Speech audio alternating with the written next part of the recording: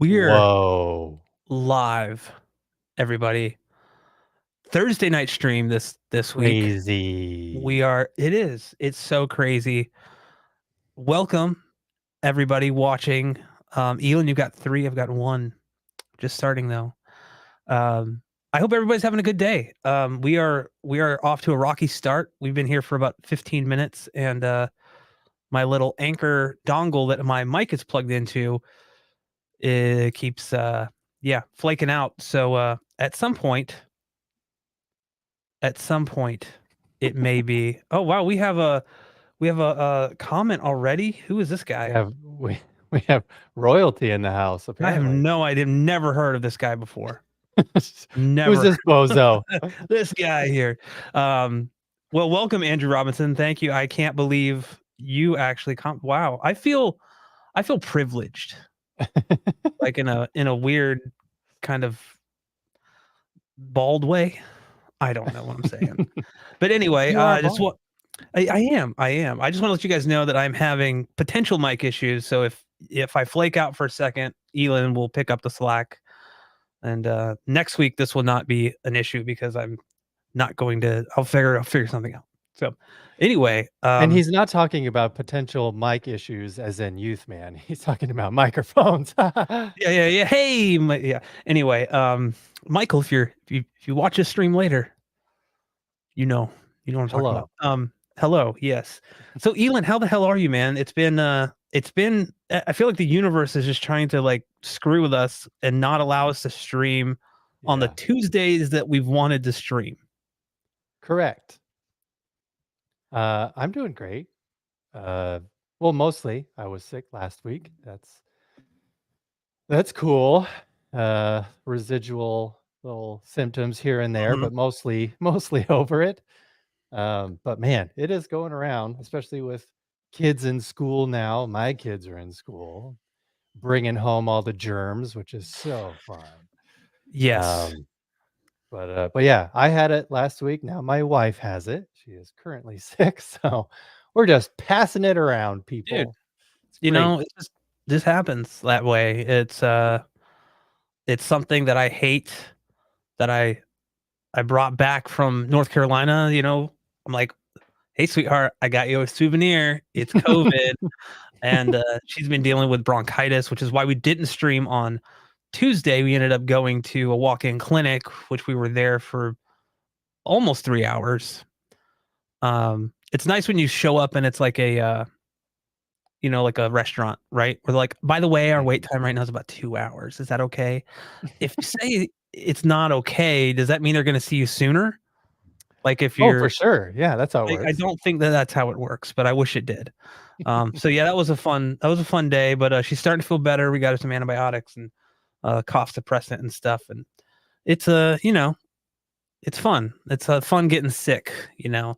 Yeah. Um, but yeah, I've been doing good. I've been finishing up the Audioholics edits for Gene. Finally, these are my last videos before I start back on my channel. And man, it feels like a I don't know. I'm not gonna know how to feel editing my own stuff again and shooting my own stuff. I know you guys will benefit from it because I haven't posted anything in like 2 months other than these live streams, and I feel super, super bad and not like the movie, but like just awful because it's like I don't have the time. Like it was like 50, 60 hours a week doing these videos, and but yeah.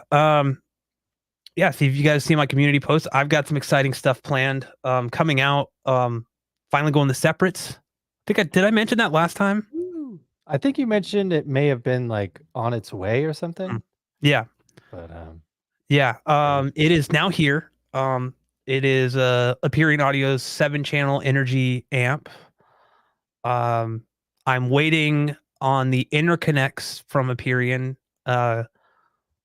I accidentally told him I needed the 9 feet. Well, not accidentally. There's a reason which can touch on later if we want to.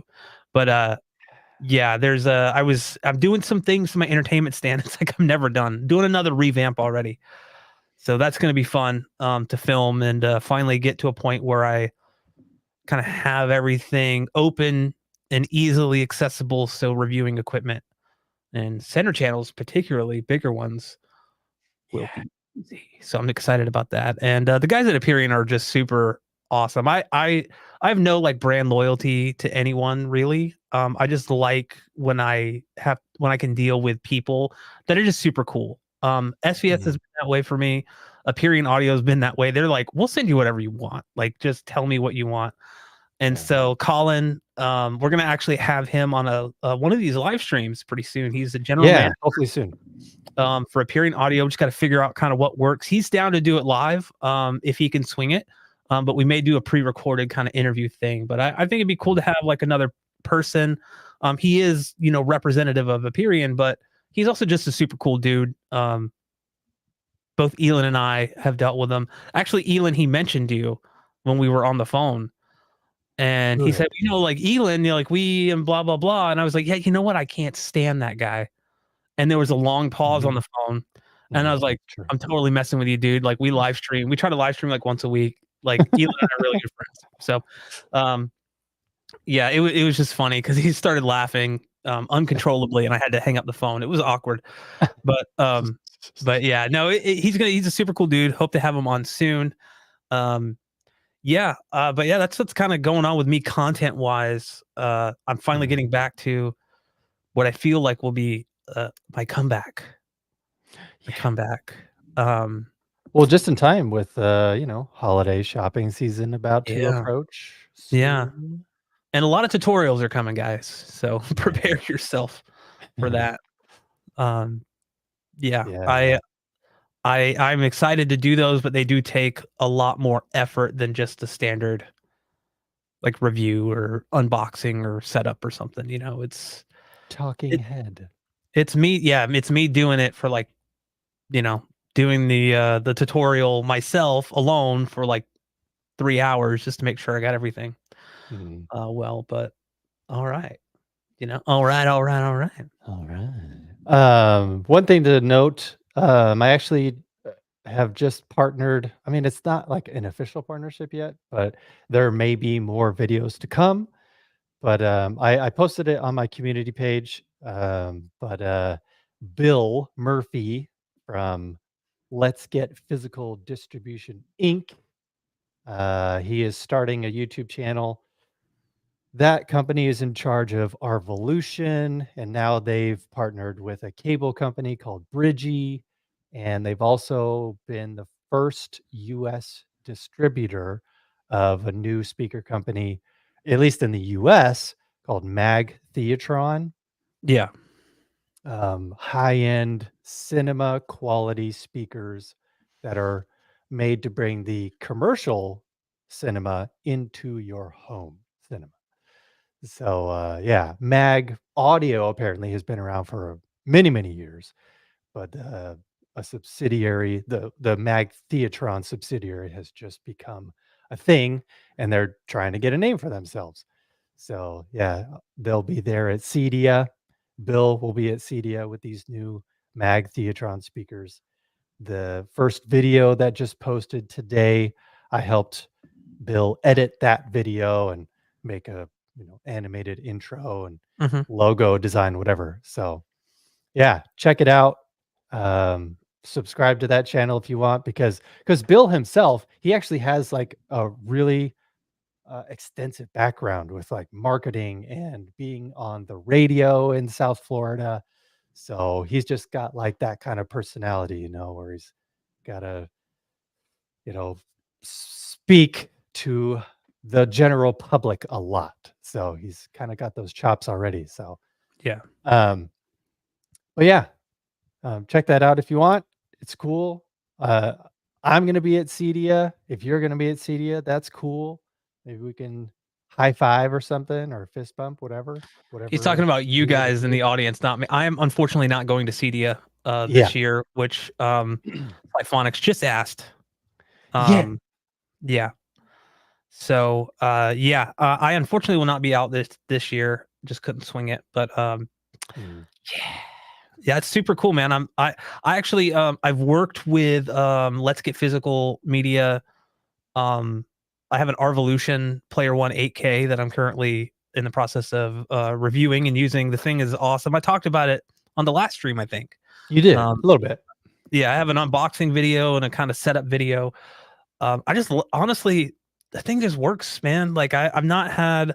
I think there's been maybe one or two times where like videos, one if I pause them, it'll kind of like won't resume for some reason, and I have to go back. But like Mm. that's it's only happened strangely enough on like SDR, TV.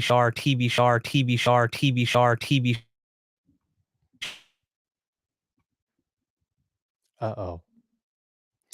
Oh, the thing happened again, Brad.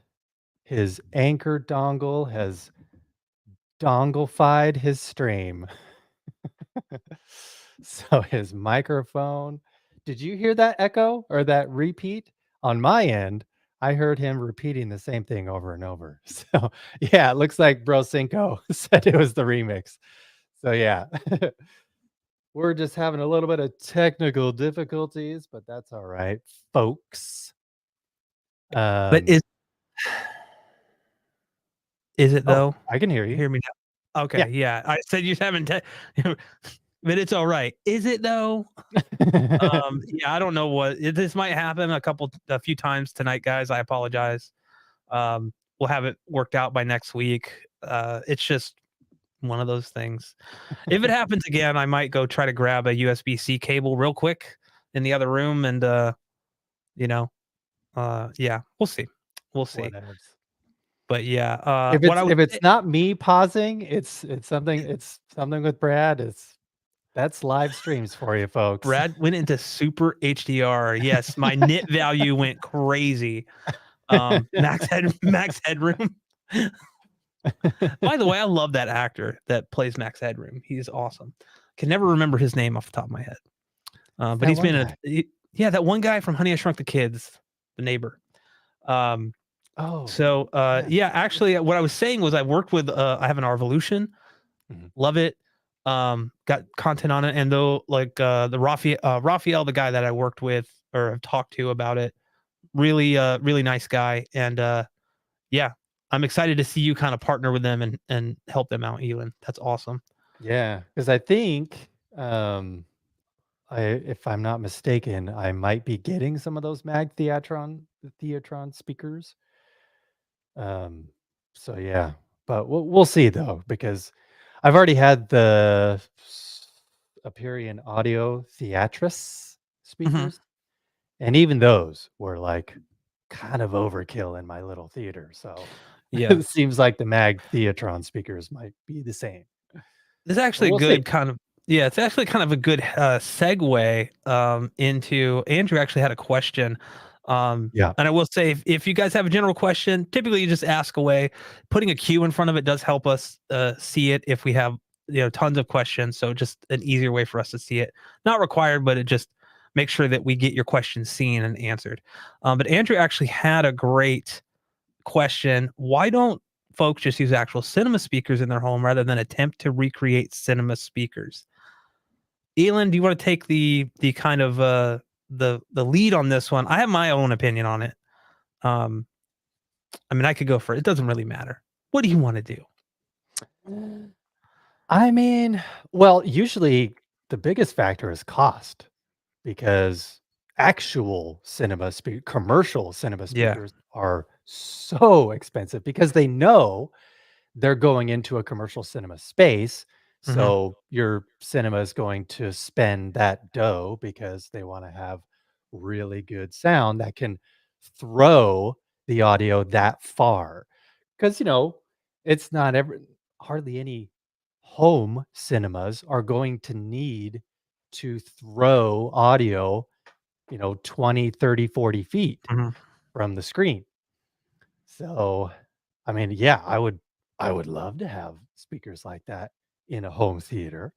And it sounds like, from what I can tell, I mean, I will definitely stop by the booth that Bill will be at, to check out the Mag Theatron speakers, because yeah, I mean, that's their claim to fame, is that they are taking the literal speakers that they use in actual cinemas Yeah. and making them in a smaller form factor to be used in a home theater. So I assume they're obviously using the same parts. They're just a little bit smaller manufactured, and they probably just won't have the same throw as the actual cinema speakers. But again, that probably doesn't matter because you're only going to have to throw the audio, 10 feet, 15 feet, maybe 20 feet max if you have a really big home theater.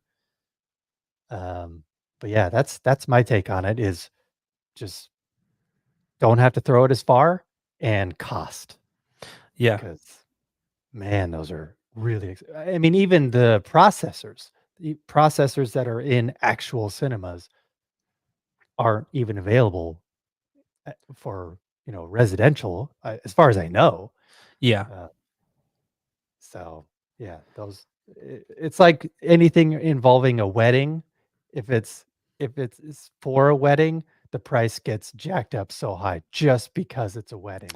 Not because it's any better, but just because it's for a wedding, they're gonna charge you extra. Yeah. So it's Yeah. kind of the same deal. Like if it's for an actual cinema space, they're gonna charge an arm and a leg. Where if it's just for the home, they're gonna try and do whatever they can to make it more affordable so that people actually want to put it in their home theater. Yeah. I think like I definitely agree with that. I think cost is a big factor. Um size is also a big factor. Yeah. Actual cinema speakers. Andrew actually did mention that JBL has a whole line of pro speakers aimed at smaller screening rooms at retail for less than the JBL Revel. They're not pretty. That's another thing. Is aesthetically, cinema speakers are just kind of meant to be hidden. I think some people Yeah. like that kind of industrial look. I call it industrial, but it's like there's not really much to it. You're not going to get like cherry walnut finishes in a cinema speaker, right? Typically, you're going to get like just a black cabinet that it has. It's probably going to be matte or some form of it. They're probably going to look more like PA speakers unless we actually get like actual cinema speakers, which have like separated like horn tweeters and horns. You if you kind of Google like what's behind like I don't know, say like a IMAX screen or something, right? Not to just Mhm. single IMAX out, but it kind of gives you an idea of like what typically that stuff kind of looks like. It's not meant to look pretty. It's meant to be it's meant to like you said like throw a lot of sound out, right? And that comes at the expense of also needing far more power, I think, in my opinion. I've never actually Mhm. like looked at this and tested it, but typically cinema speakers, everything is passive, right? You're gonna have to feed it power somehow. So that Mhm. um, you're not just gonna be able to go grab a Denon X 3800H and just power all these really power hungry Right. cinema speakers at 4 ohms or I don't know, like they're probably all going to be 4 ohms or about that, maybe Yeah. lower. Um, 2 ohms. 2 ohms or something for like a sub might not be that uncommon. I don't know. Um, but yeah, I think aesthetically, I think it's always this kind of balancing act between like aesthetics and good sound, right? Like Mhm. to me, I think looking at like going to Audio Device Live and seeing these $100,000 B&W Nautilus speakers, I'm like they look cool, I guess, if you like that sort of thing. But like 100 grand, Yeah. like 100 for these, like yeah, give me 4 for my yacht, please. It's kind of like, yeah, I think that really it comes down to like those 3 main factors. I mean, if you're building a dedicated room and you have the budget, it may be worth considering though. It doesn't hurt to actually like consult with someone that would know more than us two combined to kind of be like, okay, what if I did this? Like, I'm looking at triads, but what if I ended up going with, maybe some actual JBL cinema speakers? How dare you? I demand that you come on stream right now. I'm just kidding, man. Just kidding. No, dude, all of this is off topic for us. We haven't even gotten to the topic of the live stream, but actually, this is I kind know. of on topic because when is too much too much, right? Yeah, it's yeah, it's adjacent, topic adjacent. So, Topic yeah. adjacent. Yes. But I mean, honestly, this is how it goes normally. So we just kind of talk about whatever at the beginning and then get into whatever. Yeah. So it's fine. It's fine. But sure, yeah. Hey, let's get on topic. Um, or yeah, JBL is Um, passive. QSE can be powered. It really depends. Andrew Robinson says. Um, but yeah, I mean, I've been told. I mean, actually, just to kind of stay on this topic, I've been told. I don't know if this is true for every cinema, but I've been told that a lot of cinemas don't even have subwoofers. They just have really gigantic speakers up front behind the screen that go down to, I think, like 40 hertz, 35 hertz max, maybe, because to throw, again, the distance to throw that audio that far, you can't you can't really do that going down to like 10 hertz or 15 hertz, 20 hertz. It doesn't really translate in a large cinema scenario. yeah. So I've heard, yeah, a lot of cinemas don't even go below 35 hertz because I mean you can still feel it though, but yeah, it's not like crazy low frequencies because it just doesn't work that way. That's just Yeah. not how acoustics works in a venue that large. Yeah, and I'd be very surprised. There's this whole thing in home theater. You can kind of get down the slippery slope of chasing single digit frequency response in your subwoofers. I want to go down to 5 hertz. We got JTR subs and things like Mhm. that. Um, the typical theater experience, I don't know. You're not gonna get much below 20 in Mhm. most in most theaters. I wouldn't think. Again, I've never walked into theaters like, "Hey, can I bring my measurement gear in here and like see what?" It's like they're not gonna let you do that. I would honestly be curious because you don't see that stuff talked about a lot. What are Mhm. these mixing stages that these movies are like mixed and mastered in? Yeah, What are they like? What's their, what do they have a curve going? Is everything flat? Like, are they at 75, 85 dB? Where are they like where is that kind of standard at? Like where are we at with that? I think that's right. a that's a I need good that also kinda goes with one of Andrew's, comments here. Commercial processors typically aren't open to the public due to copyright protections in different files at the commercial level. yeah, So that's probably the same deal. It may be a completely different mix than what we're actually getting in the home version, just yeah, because, yeah, it just doesn't translate as well because it's not a gigantic theater anymore. It's just a yeah, living room or a small dedicated theater, whatever. yeah. I do want to clarify that I do support the chase of single digits. I'm not saying stop at 20 hertz on your subs. I have stuff that goes down to 10 in my room.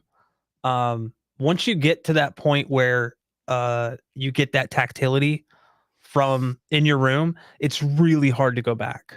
Um, Yeah. especially when you get it really well dialed in. I mean, I'm preaching to the choir here. You guys know what I'm talking about. Um, I think when the chase gets to like I want to go down to 5 hertz when a lot of content, movies especially, may not have a lot of information down there. I mean, you gotta have some, but like not every movie's gonna extend that far. Mhm. It's more kind of like, hey, I have this and I have the headroom to do what I want to do. Mhm. Um, but yeah, I think sometimes people I mean, as with anything in this hobby, right? You can get to obsessive levels of tweaking and what you want to achieve. Yeah. And you know, I mean, it's a fun thing. So if you can afford it and you get joy out of it, why not? Right. But at the same time, I think that it can kind of be off-putting for some people to like just coming into the hobby being like, well, I'm like, I really want to get into this, but I feel like I'm just out of my league here or something.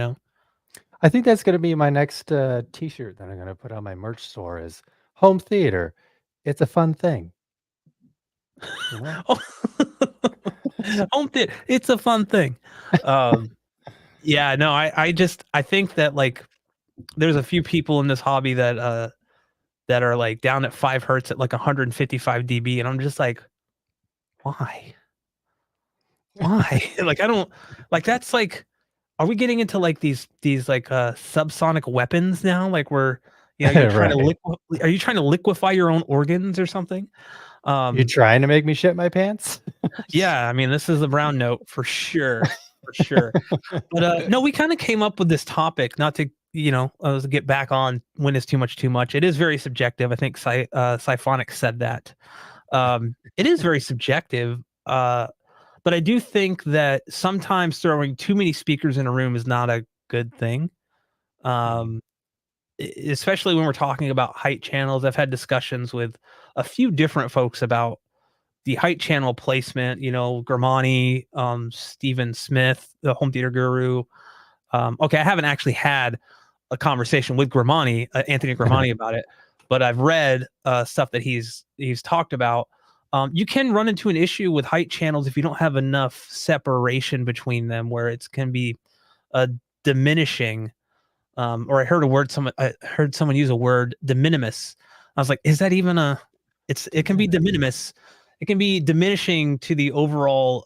You can run into issues basically when you have like let's say in my small room that's like 11 by 12, if I Mhm. throw in 6 height channels, there's just not enough space in between them to really benefit. If I like I may get, I may make things worse, but it's like it's a small room. I can only place them in certain parts. So Yeah. I'm not really getting like the space in between the effects panning that I should be getting. Mhm. Um so I think that there are times like there are times when like you can overdo it, I'm sure, but it's also kind of Yeah. part of the fun. But I know that you were kind of talking about the reason you wanted to do this topic, Andrew. I almost called you Andrew. Seeing him in the comments a lot, I'm getting confused. Um, Elon, right? It's not Ethan, Where it's am I? Elon. Yeah, huh?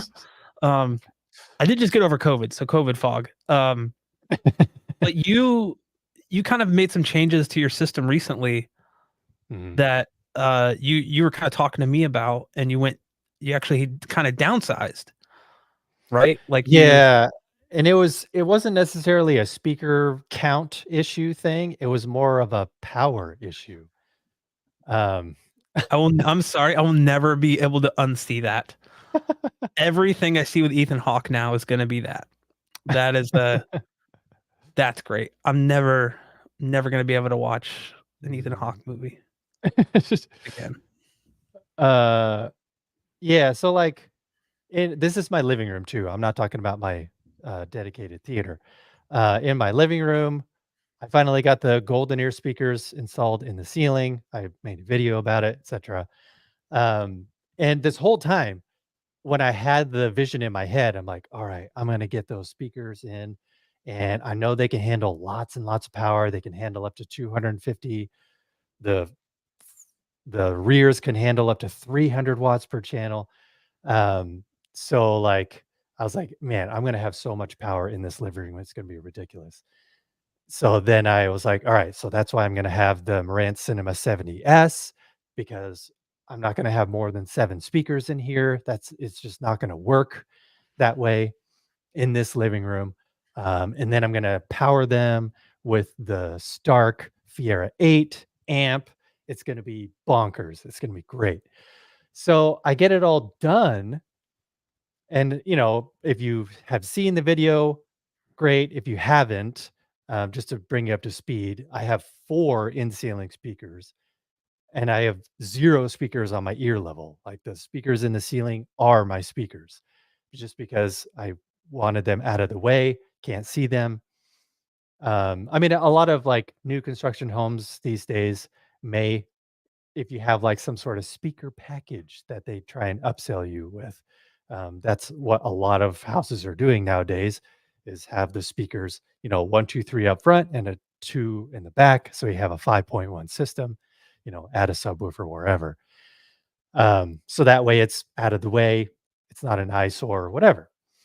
So what happened was I get it all done.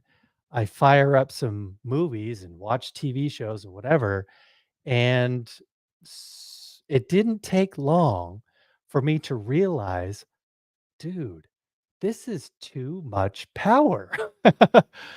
I mean, it was cinema level quality for sure. The dynamics were out of this world. The headroom was bonkers. So the soft parts, I could hear every detail. If in a quiet scene, I could hear all the dialogue and stuff. It was amazing. But then when the action picked up, it was just like bam, just a wall of sound was hitting me. And there were even this is just talking about just even TV shows, not just watching 4K Blu-rays. So, my wife and I like to watch some action heavy stuff from time to time. We just got done watching The Expanse on Amazon a couple weeks ago, and even that was hitting real hard with the Marantz Fiera 8 combo. So then it just got to a point where I'm like, this is just too much when my wife and I want to watch something that the adults want to watch and the kids go to bed, because the way my house is set up, it's the living room and then there's a hallway behind the living room, and 6 feet away is one of my daughter's bedrooms. So they're trying to go to sleep and we're watching The Expanse and like the subwoofer's hitting real hard and that Fiera 8 is working overtime and it is shaking the house. I'm like, dude, even though I love it, there's a time and a place for this. And I'm gonna have to do this only on like the weekends or something, when like a Saturday afternoon. And also, this is with Marantz, um, the what is it? The compression. Because they don't have like a night modes per se, but they do have a dynamic compression feature. It's through Odyssey, right? Or did they have No, just I like mean it. a midnight mode? Oh, that's I can't possible, remember. but Yeah. I didn't have I wasn't running Odyssey. I Oh, did okay. all of my Okay, gotcha, corrections gotcha. manually. So I applied the dynamic compression because there's different levels too. There's off, low, medium, and high. And even on high dynamic compression, I was still getting just too much. Not all the time, but certain moments, even with high dynamic compression, that bass would still just come through. Yeah. And, you know, even just stuff coming out of the main speakers was just too much, man. I mean, it's not like my daughters were coming out and complaining, like, dude, it's too loud. You need to turn it down. I can't fall asleep. Yeah. But at the same time, it's like, I know they're not falling asleep as quick as they should because from time to time, there's just this loud moments that on whatever we're watching on the television. Mhm. So, um, even though I was sad to do this, I switched it all out because also it was not just the loudness factor, but also because it takes up a lot of space because I've got Yeah. 2 things to deal with. I've got a AVR and a separate amp. So I took those 2 components out and I put in the Sony AZ3000 ES AVR. Um, so that way it was just one component. And then I could actually, because at the time I actually had to have my power conditioner like in an awkward spot. So Mhm. then I could put the power conditioner where the Marantz AVR was. So then everything could be inside the cabinet. I could shut everything behind, you know, doors, whatever. So that was a better, key component to the visuals of it as well. So nothing's like kind of poking out or whatever. But I've been rocking the AZ3000 ES. I mean, I know it's a 9-channel AVR because that's all I had at the time from Sony. Um, and I'm only using 4 channels or 4.1. But at the same time, it's kind of good because then I have that headroom because it's capable of doing 9 channels or 9.2 channels to be more specific. But since I'm only rocking 4, man, it can still get loud when it needs to get loud, but it's Yeah. still not stark Fiera 8 loud, you know? So it's just subdued enough to where it's more comfortable for me knowing that I'm definitely not gonna be disturbing my children trying to fall asleep, especially now with school in session again. They've gotta get their rest, whatever. So Uh, yeah, that's been the big change that has happened. I'm probably gonna make a dedicated video because I know not everybody sees this live stream. But I would also just be curious about people's experiences if they have to downsize from time to time, or if they've ever experienced some situation like that where they've got this dream in their head, and then once it's finally come to fruition, they're like, "Uh-oh, it's a yeah. bit too much." Yeah. So, or maybe the wife acceptance factor was an issue where they're like, Yeah. "Yeah, it's cool, but now that it's here, my wife actually she said it would be cool, but she's actually not that cool with it now that it's actually here and she can actually see it in person." Yeah. But yeah, it's just one of those things, man. It's like I've got this idea, I've got this dream, but the dream was just a little bit much. I mean, Yeah. that's saying something about Stark amps. So kudos to Stark for providing me with cinema-like quality, you know, scenarios in my living room. But in the end, it was just too much. Yeah. I like this comment. Can you hear me and see me okay? Just Yeah, okay. I grabbed the USB-C cable before, like, when it flaked out. you are out of sync though, at least to me. I don't know. Probably, yeah. It's either I'm gonna be out of sync or have to leave the stream and come back in. Um, Okay. it's always fun. This is so great. I love it. I love it. Um, well, when you start talking again, I'll leave and come back. Uh, so John Liu is actually a friend of mine. I've known him for a really long time, probably 20 years or so. Would you say, John? Whoa. Yeah. Point of the story: don't have kids. Kids are the factor of being too much. LOL, JK. I hear you. I wasn't able to enjoy my system hardly at all for years and years while my kids were young.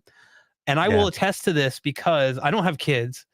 Um, but I specifically remember late night gaming with John playing Forza and his kids crying in the background. Like his baby, he would be holding his baby and he's playing Forza and the baby would start crying. He'd have to like leave the race. And now it was just, yeah. So it's just funny. I wanted to mention that because he said hi earlier and I felt bad for not saying hello. Yeah. I know.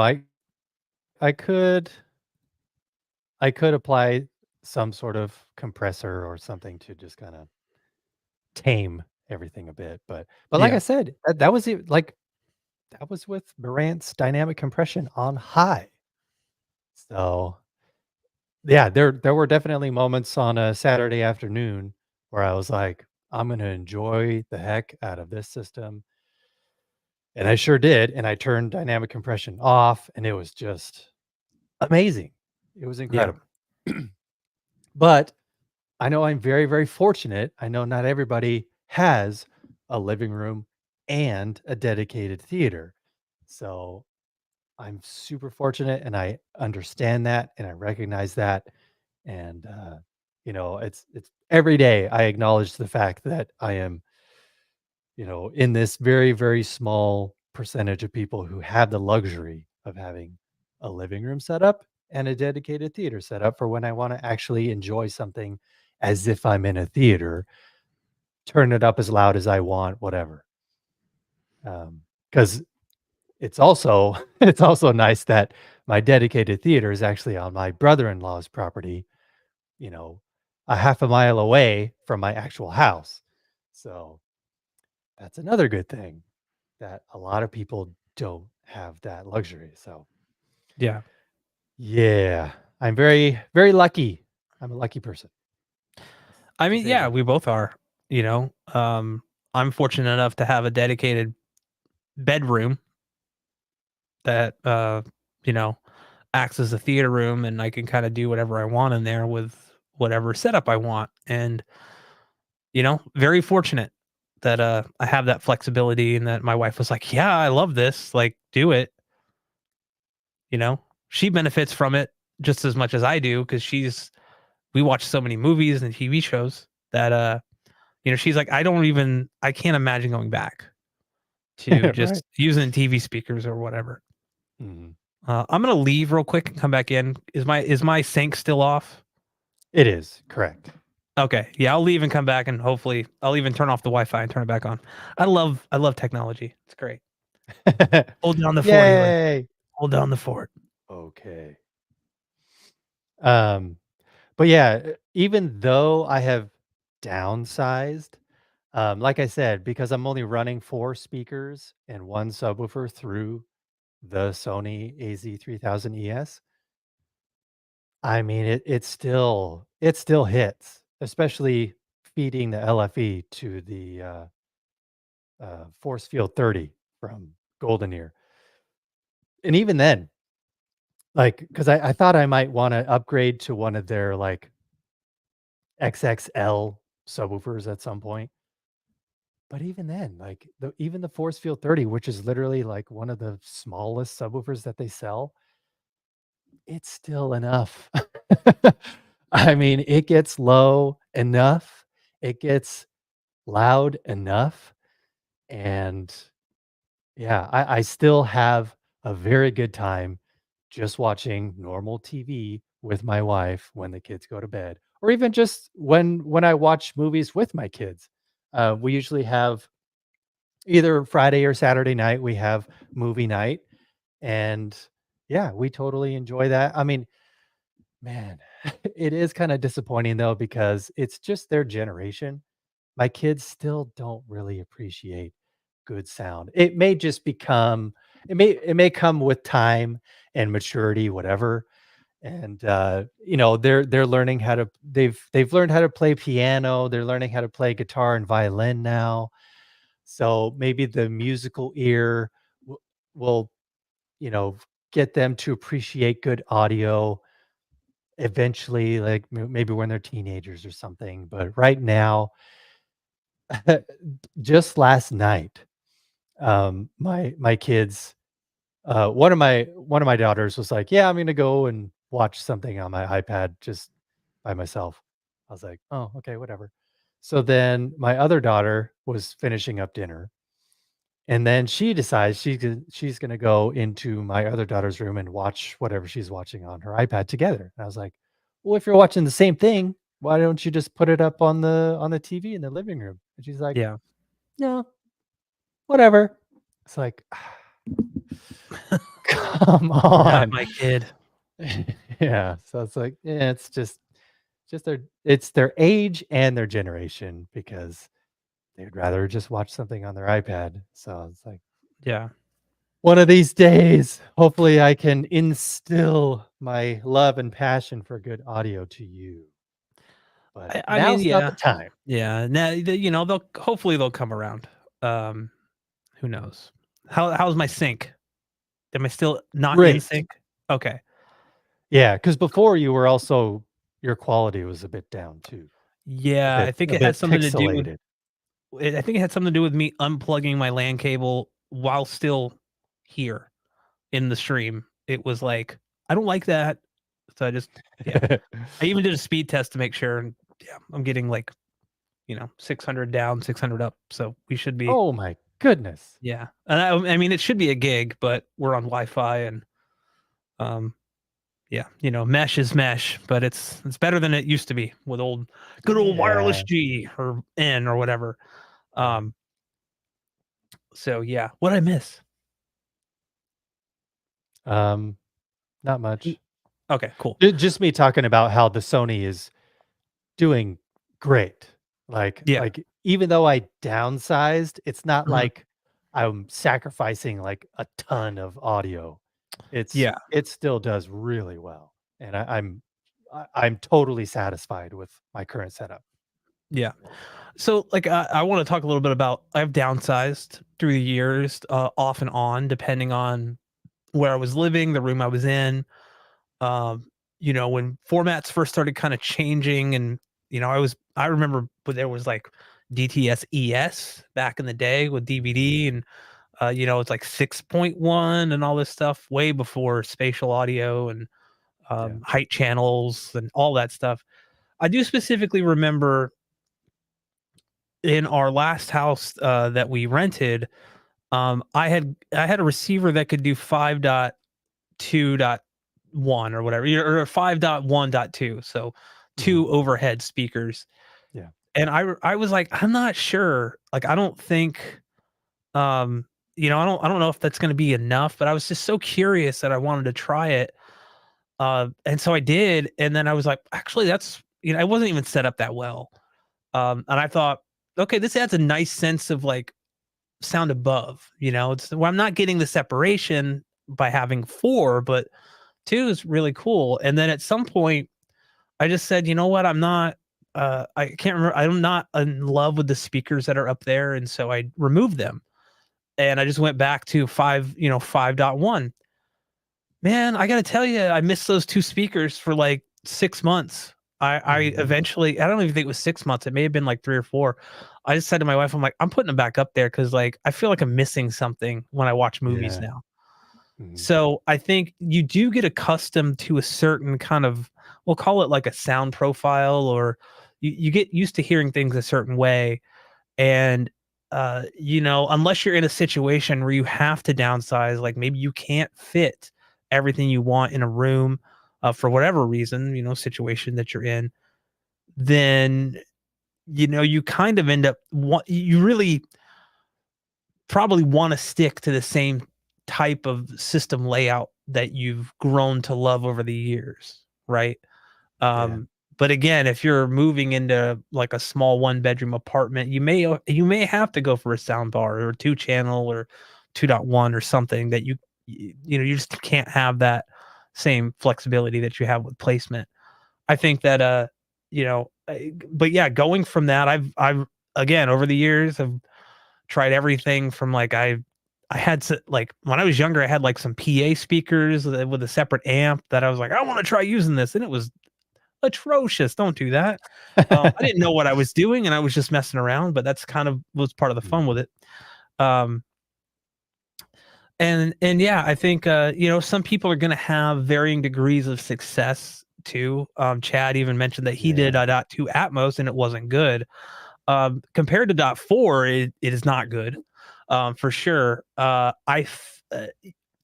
problem is placement, placement, placement. It's really like if they weren't placed correctly, or you using those garbage. What was it? I'm saying garbage because I truly believe that the kind of, what I'm talking about, right? The ones that you set on top of the speakers that aim up at the ceiling and they bounce sound off of the ceiling. Yeah. No, that's not.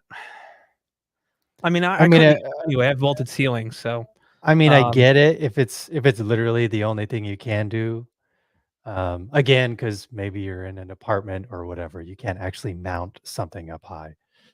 I get Chad, it. Chad, I have the same Polk OWM3s. When I Mm. first put them up, they were my dot two overheads.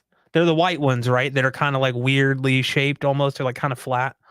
I put them overhead, and they were spaced too far apart, and they just didn't sound very good. Polk, unfortunately, all the in ceiling speakers or on ceiling speakers that I've used have not been great. Mm. And I didn't know that until Aperion sent me their in ceiling speakers, and I was like, holy shit, this is a massive difference. And they're like the same price. So yeah, I use Mm. those, and then when I put them back up, the height channels, I actually used some old bookshelves that I had that I kind of jerry rigged them to where they would like hold on the ceiling. I kind of drilled into them and stuff, but I didn't care about them, so I was like, whatever. That was a night and day difference between the Polks. I remember watching a movie with my wife after I got everything set back up. She's like, it sounds like there's more sound overhead, and it had been a movie we'd seen before. Mm. And I was like, yeah, I think it's these speakers. Like it's the Polks just don't have kind of what it takes. Yeah. And yeah, it's one of those things that you don't notice until you swap them out. Until you try something different. And unfortunately, if you're in a situation where you can't do anything other than like the Polks, because I think you said you're in an apartment and use command strips. Um, Yeah. if you I'm just imagining someone using command strips on a ceiling. I wouldn't want to be sitting underneath it. I know the hold probably, but I was like I was freaking out about using toggle bolts, thinking that these will not hold in the ceiling, because I couldn't position them where they were on a joist. I could only position them where, you know, I had to use toggle Yeah. bolts. But anyway, yeah, I think that it, you can get good results with a dot two. It just never will match like a dot four. I think dot four is like the kind of pin. That's like what most should like strive for, in my opinion. I'm not saying like this is a fact Yeah. or anything. Six is kind of like it just depends on your room. If you have a large room, six is probably okay. But even Mhm. if you have like a, I don't know, like a 10 by 20 room or something, four would probably be more than enough unless you have multiple rows of seats that you're trying to fill. Yeah. Um, Right. but yeah, I think it's so funny that you had those same speakers because I still have them. They're in my closet, and I'm like, could I use these for anything? Probably not. They don't sound very good. I mean, when you can get like decent like on wall speakers from places like Aperion, like they're I think it's the Novus LCRs. Mhm. They're like on wall. I want to get some of those to review and check out because I need something in the theater room that's not. I don't want in wall. I would love on wall to kind of get the stands out of the way Right. for the surrounds. Um, so yeah, They do have smaller ones because I do have a couple of the LCRs, yeah, yeah, and yeah. they're pretty long. They're like Right, right. 2 feet long, and they're pretty deep too. Okay. So they do have smaller ones that It's are almost like a on wall bookshelf, right? Like Mhm. it's they're Yeah. smaller ones. I mean, it's just got like a because the Yeah. LCRs have like the two drivers and the tweeter. Yeah, yeah, Yeah, yeah, and the it's got the other tweeter in the ones, middle. yeah, and the other ones just have a driver and a tweeter, so Mhm. they're missing that second driver. But yeah, I'm Correct. excited about testing that stuff out. They want to send me like their Theatris line and stuff too. So I don't know. We're gonna kind of put together a big Yay. system. Kind of go through their ranks of stuff. I'm super excited. I actually need to get it all hooked up first, but Yeah, it's the N6SR Slim Satellite two-way. here else. Come on, Google Ba-da-ba, burp, burp, burp, burp. speakers.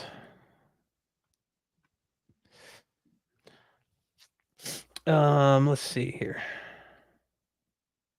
Oh, I went to the wrong one. Do you love when you do that? I do. It's great. It's so nice. I love it. Can I have some more? Yeah, please. Here, let me go back to StreamYard. Thank you. Share screen. It just, there we go. Just share that screen. Share it. Can you see it? Yeah. Yeah. Yeah, so it's these, right? These are what you're talking about? Yep.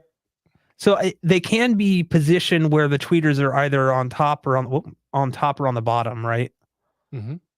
Cool. Cool. Although Yeah, and then I think they typically sit like that. yeah. Um, so that way you can have that tweeter like ear level possibly easier while you're still Yeah. getting the lower frequencies from the woofer. But yeah, those guys, they're bigger than you think. Yeah. I'm 'Cause actually what very, very curious. Go ahead. Sorry. Oh, I was just gonna say, like, because I saw him online, and at the time it was Dallas working at Aperion, and he's like, Mhm. "Dude, you want to test these out?" I was like, "Sure." And then they came. I was like, "Oh man, the pictures online don't give it any justice whatsoever." Yeah, these are the ones that I'm thinking of. I'm curious how like big they are. Like I know how big they are, but like in person, I Mhm, measured because I was like, these might work for like the Theatrus, the 65 Slims, might mhm. work for my side and back surrounds. Um, That'd be cool. and then we'll have basically let me go over. I think we were talking about doing the T65 regulars for the front three. Oh, yeah. Um, yeah, so where is it? Oh, it's under Cinema Studio. Yeah, so like they have their new T107, which is like I just uh Jeez, dude. um That's an yeah, absolute monster. yeah, I mean these like this T65 for the front three would be amazing, I think. So like the Mhm, LCR and then having the on walls for the like the sides and the rear. Yeah, these are 33 pounds each. mhm. Um, which yeah, I've never had. That's another thing I wanted to kind of mention. I've never had like a matching LCR fronts. Where it's all Yeah.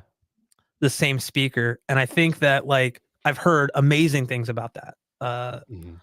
And the stands I have up front now will actually support up to 75 pounds um Oh, nice. for speakers and like the center channel. So Mhm, and the center channel will have a height adjustable stand. So like I can bring it up or down depending on the height of it. mhm. So that way it's not impeding on the TV. Like the bottom of the TV that's on the kind of floor stand. Yeah, and I Right. really I've never heard like a ribbon style tweeter in my theater before Oh, because yeah, man. that's what those use. I'm Mhm, really curious because I was talking to Colin about it, and I was like, well, what about the ceiling speakers? We have like I have the clearest 6Cs. He's like they'll match great with the Theatrus. mhm. You could maybe do something where you swap those out for something else if you wanted to, but like those would be yeah. He seemed really excited about me having a Theatrus system as like my reference system. So I don't Yeah. know. Yeah, I think that would be super cool. There'd be a lot of sound for a small room like that, but I think Mhm. definitely have a massive amount of overhead for doing EQ and doing all that stuff. Heck yeah, dude. So yeah, I'm excited. I'm excited. I kind of went off topic there, but yeah, how much is too much? I don't know. We're gonna find out. I'm all about it. I'm all about it. Yeah. Well, Uh, yeah, speaking of that, 'cause I had the T65s as my LCR at one point, and then, they sent me 2 T80s, just to oh check those out too. yeah, So I had the T65 center still, but then I swapped out the left and right for the T80s, yeah, and in my little theater, it was just too much. I was yeah, like, "Oh, man, yeah. uh, they they could do a lot, Yeah, and, it was just too much." so you had both T65 or the 65s and the 80s, and how much beefier were the 80s over the 65s?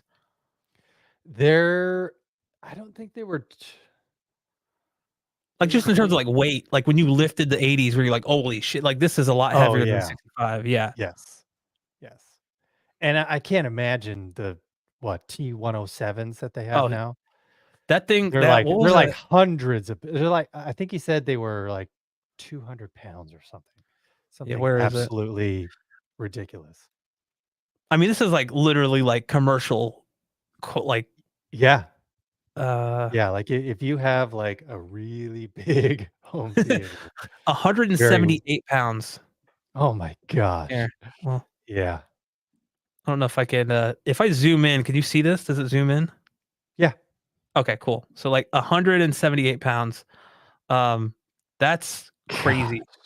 Like 250 shipping pounds. Obviously, it's gonna come on a like a pallet. That's what Um, yes, exactly. That's why there's 2 handles on each yeah. side for I mean, you gotta yeah, I can't 4 imagine. people.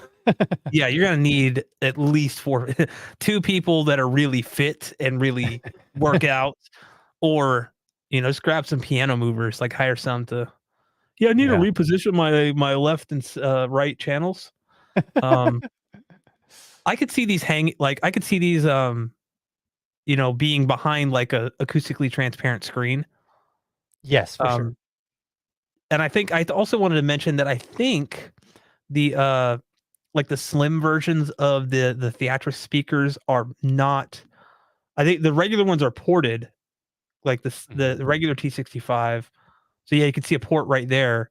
Yeah, Um, the slim versions are not ported; they are sealed, which correct. makes sense. And I asked him if there's going to be issue with that. And he's like, no, no, not at all. Especially if you're using these for like sides and backs. They even have like a little dealio on the back that you could adjust, some of the settings here by just these little jumpers. Yep. So that's cool. Like I'm super super pumped, bro. Super pumped, dude. Yeah. Sorry. I don't know if you could tell I'm excited because I keep derailing the conversation to go back to Nah, Theatris. I should have saved good. it for when Colin's here from Aperion. We'll shred Um, the gnar on my Theatris T107, bro, bruh. bro. But yeah, I think, talking about this like too much is too much. I mean, it is all relative to the person and to the room. I have four Yeah. subs in that small room, that 11 by Mhm. 12 room. Um, I have a massive amount of headroom, Yep. massive. Uh, I'm able to do EQ fairly easily after time alignment and everything. It's really like I, I I think when you tell some people you're like, wow, you have four subs in that room. That's insane. When you hear it, it doesn't sound like you have four subs in the room. Like Yeah. to me, I boost my subs. Maybe I think I've said it before. I have like just an overall curve on my 20,000 or 10 hertz to 20,000 hertz, where it's like literally it's 7 dB higher at 10 hertz than it is at 20,000. There's just a Mhm. constant slope going down. Right. Um, and I don't really boost it past that. Maybe for some music, I might pump up the bass a little bit, but most of the time I'm leaving it because I just find that it can get too intense with that many. Oh, yeah. Um, and to have a nice balanced sound where it regardless of volume, it sounds good. Like I could be at minus 5 dB or minus 15 dB. It's gonna sound great. And I'm gonna get really nice extension. I know, man, like, um hmm, there went that train of thought. Thank you. Well, I'll just say real quick, having multiple subs in a small room like that, you do, have some challenges, some issues. You are limited to placement. However, having that many subs in a small space can make it a little easier to like get things time aligned. Um, Yeah. you really have like I found just an easier time getting smooth, flat response just prior to even EQ, just using like yeah, I think it's part of the reason why I'm able to get such good response with just using the parametric EQs on the SVS subs instead of like a Mhm. mini DSP, which is a tutorial I'm working on. Um, Right. it's a little EQ goes a long way. That's Mhm. really, kind of the name of the game. And especially with modern technologies like Dirac and Arc Genesis and Multi QX, which is on Mhm. another level over like whatever the standard stuff that comes with Yeah. the receivers is. You can really tailor like get that everything dialed in very nicely, um, with a lot less effort than you might think.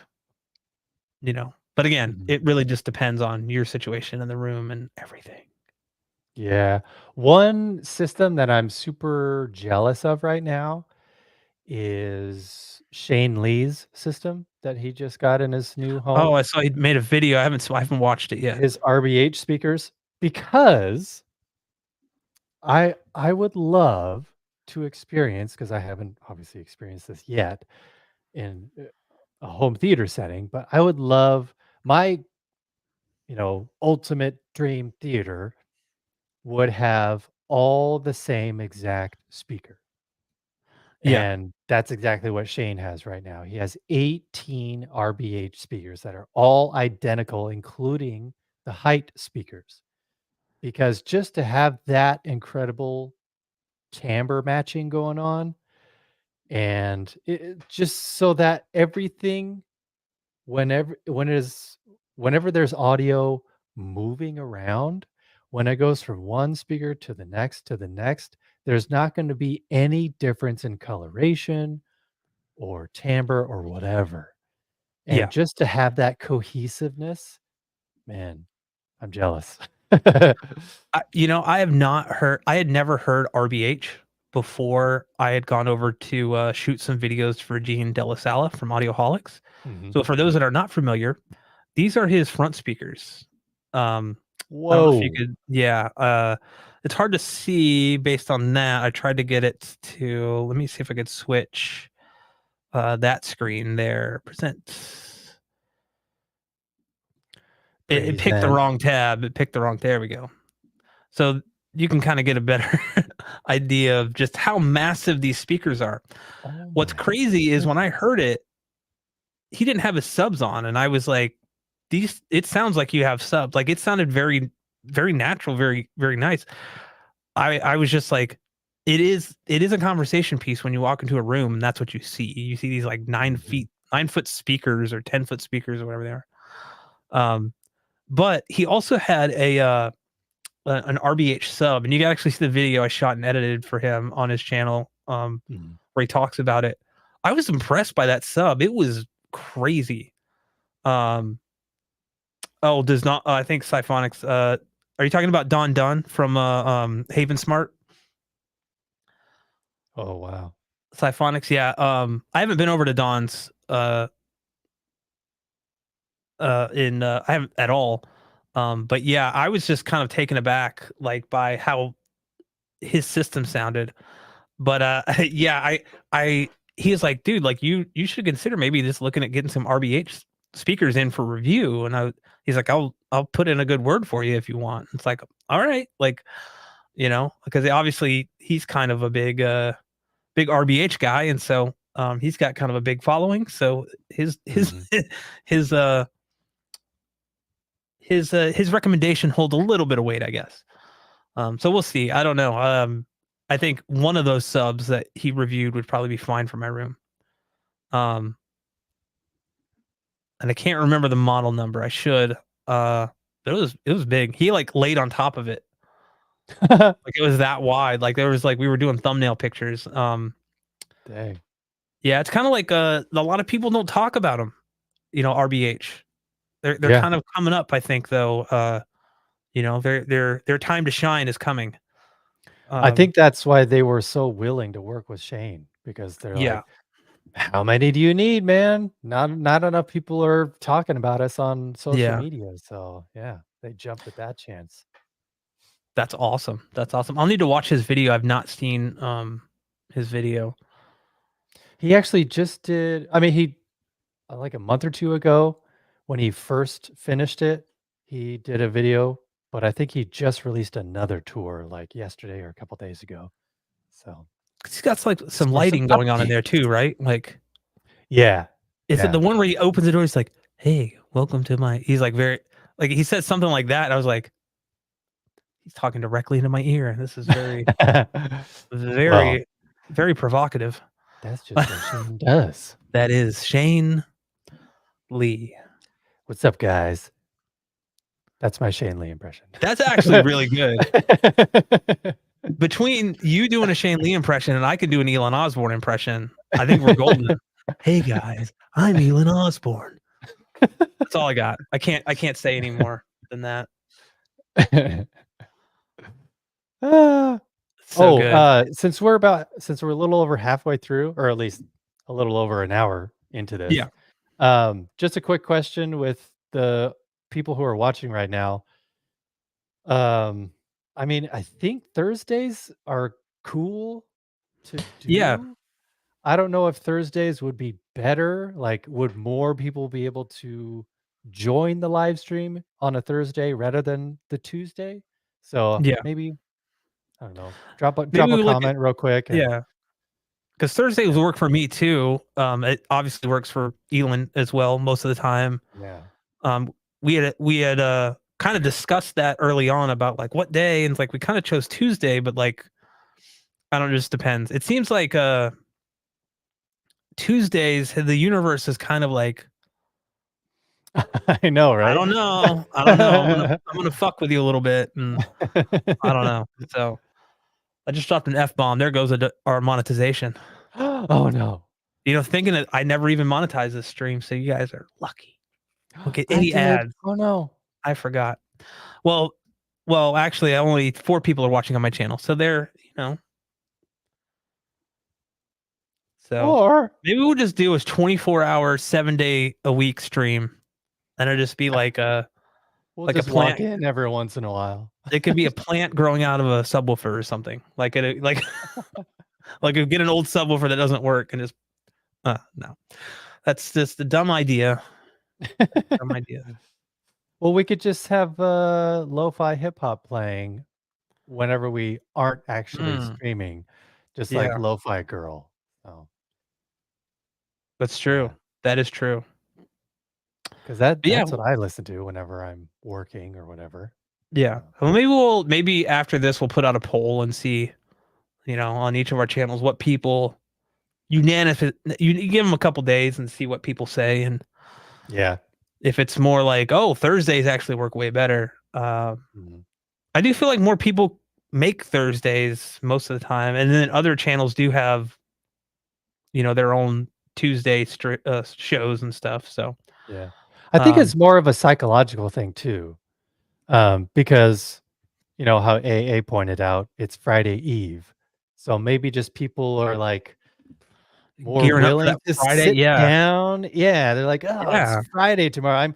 I'm home from work or whatever and just chilling. yeah. Tomorrow's Friday." So, yeah, maybe just Just people 20 have hertz frequency sweeps on the live streams. That's all we need. Those 24-hour live streams. That's just it, that.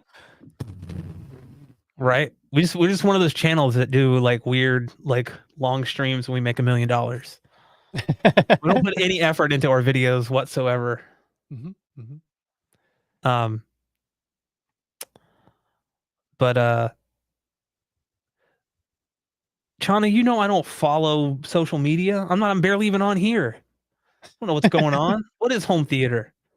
What is a speaker? Tell me. I need to know. I mean, Elon doesn't know. I know, but just say it for me. It's so dumb. It's so dumb. Um, yeah, I know that, and also since we're talking about that, next week, let me rephrase because the universe, our next stream is Right. the 20th stream of Yeah. everything. So I think we kind of set it up, or we kind of talked about it. Every 10th stream that we do, every time we hit like a, you know, 10, 20, 30, will be an like kind of a Q&A, right? Like just no Yeah. topic, get on. We might even actually what might be a good idea is just throw up a community post saying, "Hey, you got a question, can't make the stream, or you just want to ask it here." We can Yeah. actually have them ready, and then we already have questions lined up, and then people could, join in and ask their own. So that might be pretty cool, like doing it that way. I think so too. We can even make because we both have iPhones, we could even make a shared note, and we'll just have all of those in there. And then I could just put them all as a What? banner. Look at that. No. Solving issues, solving crimes live on stream. Hey guys, I'm Elon Osborne, and with me today is Shane Lee. Sup, guys? This is Shane. I just threw that out there and it worked surprisingly. Um, I know. He and I are supposed to have a live stream sometime soon, hopefully. yeah. Would he ever We've been come here? trying to do, but it Would he keeps ever come on getting. here? Do you think? Yeah, probably. Would he Yeah. join us here? Or Yeah. I get the feeling he doesn't like me very much because I met him at Audio Advice Live and he seemed very. I'm kidding. No, he was super cool. I always say that about everybody. That guy, I think he hates me. Really? Why'd you say that? No reason. Like I'm just kidding. It's kind of like me saying like I can't stand Elon. Dude, guess what Brad said about you today? Yeah. OMG, Shane. No, I actually met him at Audio Advice Live, and he was super awesome. Like we chatted for a little bit. We didn't hang out much, but I wish we had more time. Same with Chana. Met him at AAL last year. I think. Yeah. So that was cool. I just remember him carrying around that circular softbox, the ring light. I was like, I want one of those. And he had a matching like outfit on. It was intense. Whoa. Yeah. I don't remember what the Chana. I know you know what I'm talking about. You know what I'm talking about. He had like matching shorts, and it was very colorful. Very Matching colorful. socks, matching Matching. Say it shoes, was all matching. He had a matching mask. He was underwear. wearing a mask. I said mask like I'm from deep Florida. Like he wearing a mask. He's wearing a Um, mask. That boy Chana came up to me, he's wearing a mask and his he- colorful outfit. after all the crap I talk in Instagram chats, Elon's definitely sick of me. Uh, Nuh-uh. yeah. Keep it coming. You guys ever want to just like hate yourself for a little while? Go on Reddit. Go on some home theater Reddits and Oh, jeez. Yeah. oh man, it's it is yeah. I've had to delete Reddit from my phone because I started getting like too aggravated just like reading stuff. I'm like, I don't want to keep doing this. It's not healthy. Um, but yeah, so we'll throw out a poll asking people what days they prefer. I also want to throw out a poll or not a poll, but like just a community post at some point saying, "Hey, if you got questions, we might have answers. Throw them here and we'll try to get them answered on the stream on this day." I don't know when that day will be. I don't want to say it. Right. The Don't say universe just I won't. It's kind of like when you're like, I haven't had a problem with this thing in a while, and that thing breaks oh? just before you're going on vacation or something, and you just have to dump all your vacation money into it. But yeah, so you downsized. I'm upsizing. I feel like. By the way, that 7-channel amp is very heavy. Yeah. When I picked it up, it was like because the shipping weight's like 82 pounds or something like that. I was Uh-huh. like, holy crap. Yeah. Yeah. So that's cool. I don't know. I've kind of I'm kind of interested to see what my speakers sound like with the amp that I've had. Mhm. I've had these speakers for years. Um, Especially in like a 2-channel like music configuration. Because Yeah. I've always liked listening to music in just like a 2-channel thing, 2-channel setup. Um, so yeah, I'm really curious to see about that. And that I mean that's kind of talking about downsizing, I guess. That sounds weird saying it like that. Um, what I will say, kind of on topic of how much is too much, or like when is too much too much. Mhm. Um, for years I had just had 2 subwoofers. I was like, oh yeah, I get a pretty decent response. And then one day I started using. I kind of was just playing around. I was like, what happens if I put these rears near field, right? Mhm. And near field brings in a whole host of benefits, but also issues. I typically have to um, do like a filter where I filter out everything above a certain frequency. Otherwise, it gets a little too. I don't want to be able to feel 100 hertz or 60 hertz or 70 hertz. Right? You really the benefits of a near field are uh mainly, well, not to say mainly, but like predominantly you know, vibration. You get that impact, that tactile feedback. Mhm. Sometimes if you have your near fields trying to play back 80, 90 hertz content, you may get some of that residual vibration from the woofer that really shouldn't be vibrating your seat. And I think Yeah. that's where I've seen I know Jonathan when I went to M Wave last year, he and I were talking and I think he had a ton of subwoofers, shit ton of subwoofers, and the way he had it set up was he limited the frequency response or the limited the output of his near fields. I want to say from like 40 or 50 hertz below. Didn't have anything playing above that. Mhm. Um, And he said, yeah, otherwise it gives you a back massage for like really basic, because Yeah. everything is being like kind of you're moving a lot of air or just producing a lot of energy right there, and you could feel that through the seat. And I was like, oh, okay. So I kind of came home. I don't have any subs really directly behind my seat, so it's Yeah. they're not that close. So I kind of played around with it, and I would only have to do it kind of on the right rear sub, and I was like, I'm not really noticing a massive difference. Um, they're pretty low in volume anyway, so like I don't get a lot Mhm. of. It's a small room, so that's part of the benefit of that. But yeah, I think like you can overdo it with same with like tactile transducers, things like that. You look like you saw something. It's a small room after all. It is. You see a bug? Possibly, but it's on the other side of this thing here, so I should be Uh fine.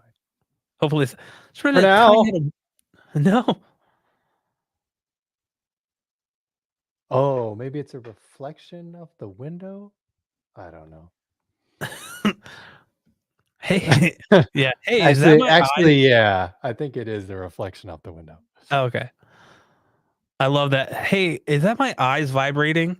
I have been in the theater like that before, and it's not comfortable.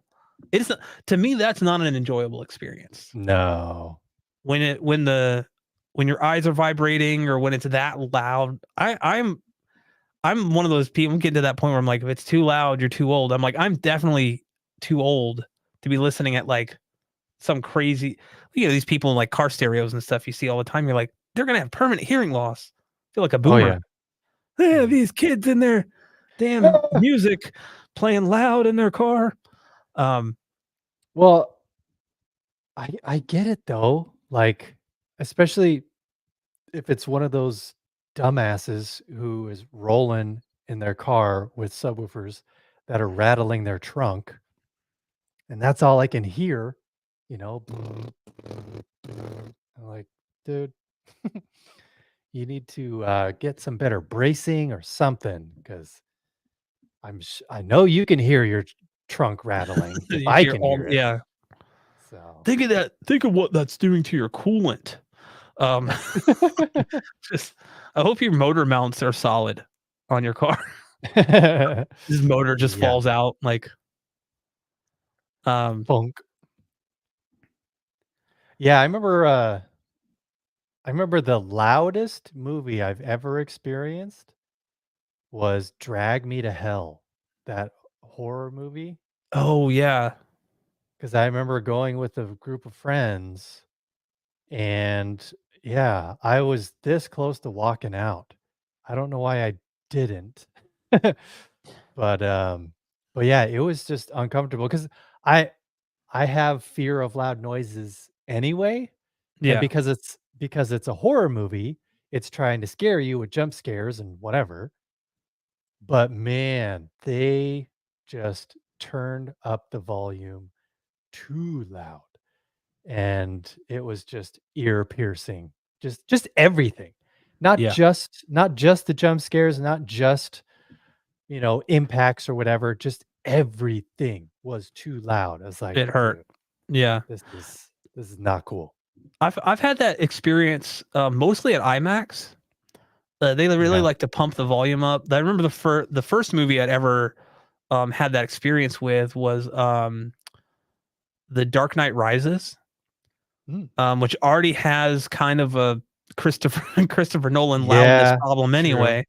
The opening where Bane is hijacking that plane, Mhm. when they're shooting their gun and the bullets are hitting, like, the glass windows, that hurt my ears, Oh, like, man. big time, and the movie was just fatiguing to watch. Yeah. Um, the second time was when I saw, Metallica Through the Never at IMAX, which I think I've talked about on stream before. It was pretty much like going to a concert in terms of volume. Oh, yikes. My ears were ringing for 2 days after I saw that, and I Dude. I should have worn earplugs. I should have walked out or Yeah. something. Um, and then more recently, my wife and I saw the first Deadpool movie when it first came out in IMAX. and that was actually it was so loud that many people left the theater. Um, Whoa. and they couldn't turn it down, or they refused to turn it down, or so I don't know. And I was like, it was like I remember the scene where he's like in the, when he goes to get like experimented on or whatever, and like the place catches fire. That was just so unbearably loud. My wife and I just looked at each other and were like, okay, yeah, no. Like we left. We got refunds, and saw it at a different theater. I think we actually saw it at the Dolby Cinema, and it was a much more pleasurable experience than, Oh. because some like things can just be too loud sometimes. Like Oh, yeah. uh, somebody just said Dune 2 was loud AF. Um, yeah, I like there are some parts of the Dune movies that are insanely loud. Yeah. Like, and they just kinda, I don't wanna say come out of nowhere, but they kinda do in certain you're like, "Holy crap." Like, Mhm. that hit me, you know? Um, Granted, I haven't Oh, seen all of them. uh, Oh. Spade 3193 says, "My most loudest theater experience was with Doctor Strange Multiverse of Madness." Interesting you bring that up because Drag Me to Hell and Multiverse of Madness directed by Sam Raimi. Oh, So, I wonder if it's a Sam Raimi thing. Maybe he insists on having his turned up a little louder than normal. yeah, I Uh, don't know. I'll have to look into I that. don't know. Maybe he has a hearing problem too. Maybe I too. said I saw someone mention Sinister somewhere. Sinister. Yeah. Maybe I missed it. Oh, yeah, the best jump. Yes. Holy, yeah, I know exactly what you're talking about. He's, like, walking down the hallway, right? Towards the camera, I think. I've seen that movie 2 or 3 times, and it's one of my favorite, um, Ethan Hawke Tua movies. See, I could can't even do it. I really, really enjoy that movie. I like him as an actor too, I really do. Yeah. Um, Yeah, me too. He's one of the good ones. he is. Should we do some starred Yeah, I questions? was gonna say, I see we have 4-starred questions so far. But yeah, cue it up, bro. J. Richim. Um, DTSX not working on a Hisense 65A 65K. Do you guys think it's a firmware update will do the trick? I'm looking up that model number now, just to see. It will depend on one major thing. I'm not sure what chip set they Yeah. used, Mm. or the SoC. How Basically, the new is that model? if it's supposed to That's the support it, I would question. say that if there's an issue with it, um, then it probably will. Hisense has been pretty good in the past. Um, Do you mean well, I'm actually not sure. Jay Rachim, are you still here in the live stream? Because I wonder if he's referring to hmm. DTSX on Disney Plus. Yeah, in the Artings or ratings review, they mention that it can't pass through 7.1 audio formats like, or spatial audio formats like DTS-X or DTS HDMA, and is instead Oh, limited to 5.1. So it sounds like it might be a limitation of the chip that they, or the SoC that they've used. right. It's the reason why something like an LG C1, which is what I have, will never support DTS. It's just not compatible with the Yeah, SoC they chose. I right. think I'm using that right, SoC. I know it's been a while. It's been a long day. Um, but yes. So like it may not, it may be able to pass through it through something like eARC, but if you're trying to get it directly off of the TV, then Yeah. yeah, I don't think it's gonna work. You'll just have to wait for streamers to support DTSX. Hmm. Well, from the Someday. sounds of it, I don't even know if that would do it. Because of what Hisense is, the chip that they chose to use. It Well, might support DTS pass through. Oh, you're talking about on a separate device. Yeah. Oh, gotcha. Okay. Don't listen to me. I'm drunk. Yeah, not like the streaming apps in the TV. I'm talking about streamers like Gotcha. And you Apple said TV Plus. streamers, and you said it.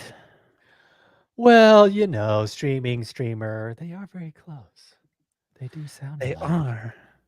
They, Symphonics. Um, he asks us, displays. Are TVs now enough for viewing?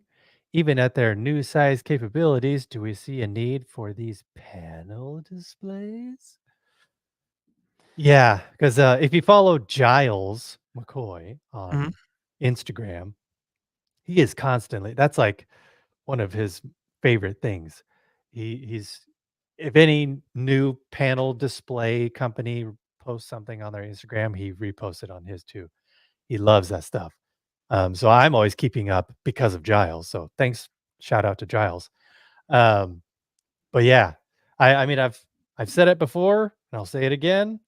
Panel displays will be the future once if they can finally be acoustically transparent, which doesn't seem like too far off. I think they could do it. Because just the fact that the new Sony TVs or even last year's Sony TVs have the acoustic stuff that's built into the TV, into the display itself. So that's technically because I'm still getting a picture and yet audio can still pass through because they Yeah. have that whole center channel sync thing. So it is possible. So yeah, panel display companies need to do that ASAP because they will have my money immediately. Because yeah, I think it really is the wave of the future because you can make it as big or as small as you want, or you can have it be oblong and oddly shaped to like match if you have like a strange setup in your living room or whatever. You can have like this little strip below, but then like maybe a main part of it here. So you can have different things playing, or you can have all your panels playing the same thing at once. It just seems like the sky's the limit with that kind of Yeah. technology. So Yeah. I'm really looking forward to that because I love it already, but I'm not going to invest a penny until it's acoustically transparent. Yeah. I actually, ran into Giles at Audio Advice Live, and we talked for a bit. Did it Guess hurt? what he I pushed him down really hard. No, he's super nice. He was there with his son, who also, I think, edits his videos now. Oh, Um, cool. and guess what he was shooting on? A Pocket 3. Yes, and we bonded over the Pocket 3, and, I was like, "Yeah," 'cause I just had my little rig, like, set up, and he's like, "What do you have there?" And, like, we just started talking, and I was like, "This thing is amazing," you know? So, I Mm. would be great. I think we could probably get him on here too. He would be down to talk. He'd Oh, be yeah. down to chat. He's a Yeah, for super sure. nice guy. I know. I know somebody I can't find the comment. It was way a long time ago, but somebody asked me if I'm gonna track down Giles, and yeah, for sure. Sure enough, Yeah, I'm gonna track do him that down. because um Elon's got those connections, if you guys don't know. He can find out where any of you live. beep. He's got a guy. 'Cause I met him Elon for the first time in person at CES 2023, Musk. and yeah, I mean, he's exactly who you think he is. He's super funny and great to be with, so Yeah, I'm definitely gonna try super and fun find him. dude. Yeah. Super fun dude. Um, let's see, Caesar Kaisar. Hey guys, is Atmos really locked to 7.4 audio mixes? I heard that the DTSX code is not restricted to 7.4 and can go beyond up to 32 channels with a DTSX Pro decoder. So, I from what I've seen, it depends. Mhm. Disney is notorious for locking their Atmos mixes to basically 7.1.4. Yeah. They won't support anything above that. So if you're playing that back on a system that has 6 height channels, you're going to have 2 silent height channels. pretty much. Yeah. Um, Now on actual like 4K discs that are not Sony, it's going to depend on the movie. There are some movies that are hard coded at with just 4. There are quite a few that have 6. I don't think it's hard coded. I think it is object based. Mhm. But Disney is not doing object based. They're basically just burning that kind of information in, from what I understand. There's no like metadata to tell it, metadata to tell the receiver, okay, here's where all the objects are. They're literally doing channel based mixes or something along those lines for Atmos, Mhm. but encoding it in Atmos. So it's like more of a, and don't quote me on this because I could be totally wrong. Actually, don't quote me on anything because I could always totally be wrong. But Disney are basically not. They're doing more or less static Dolby Atmos mixes. They're getting the Atmos mix.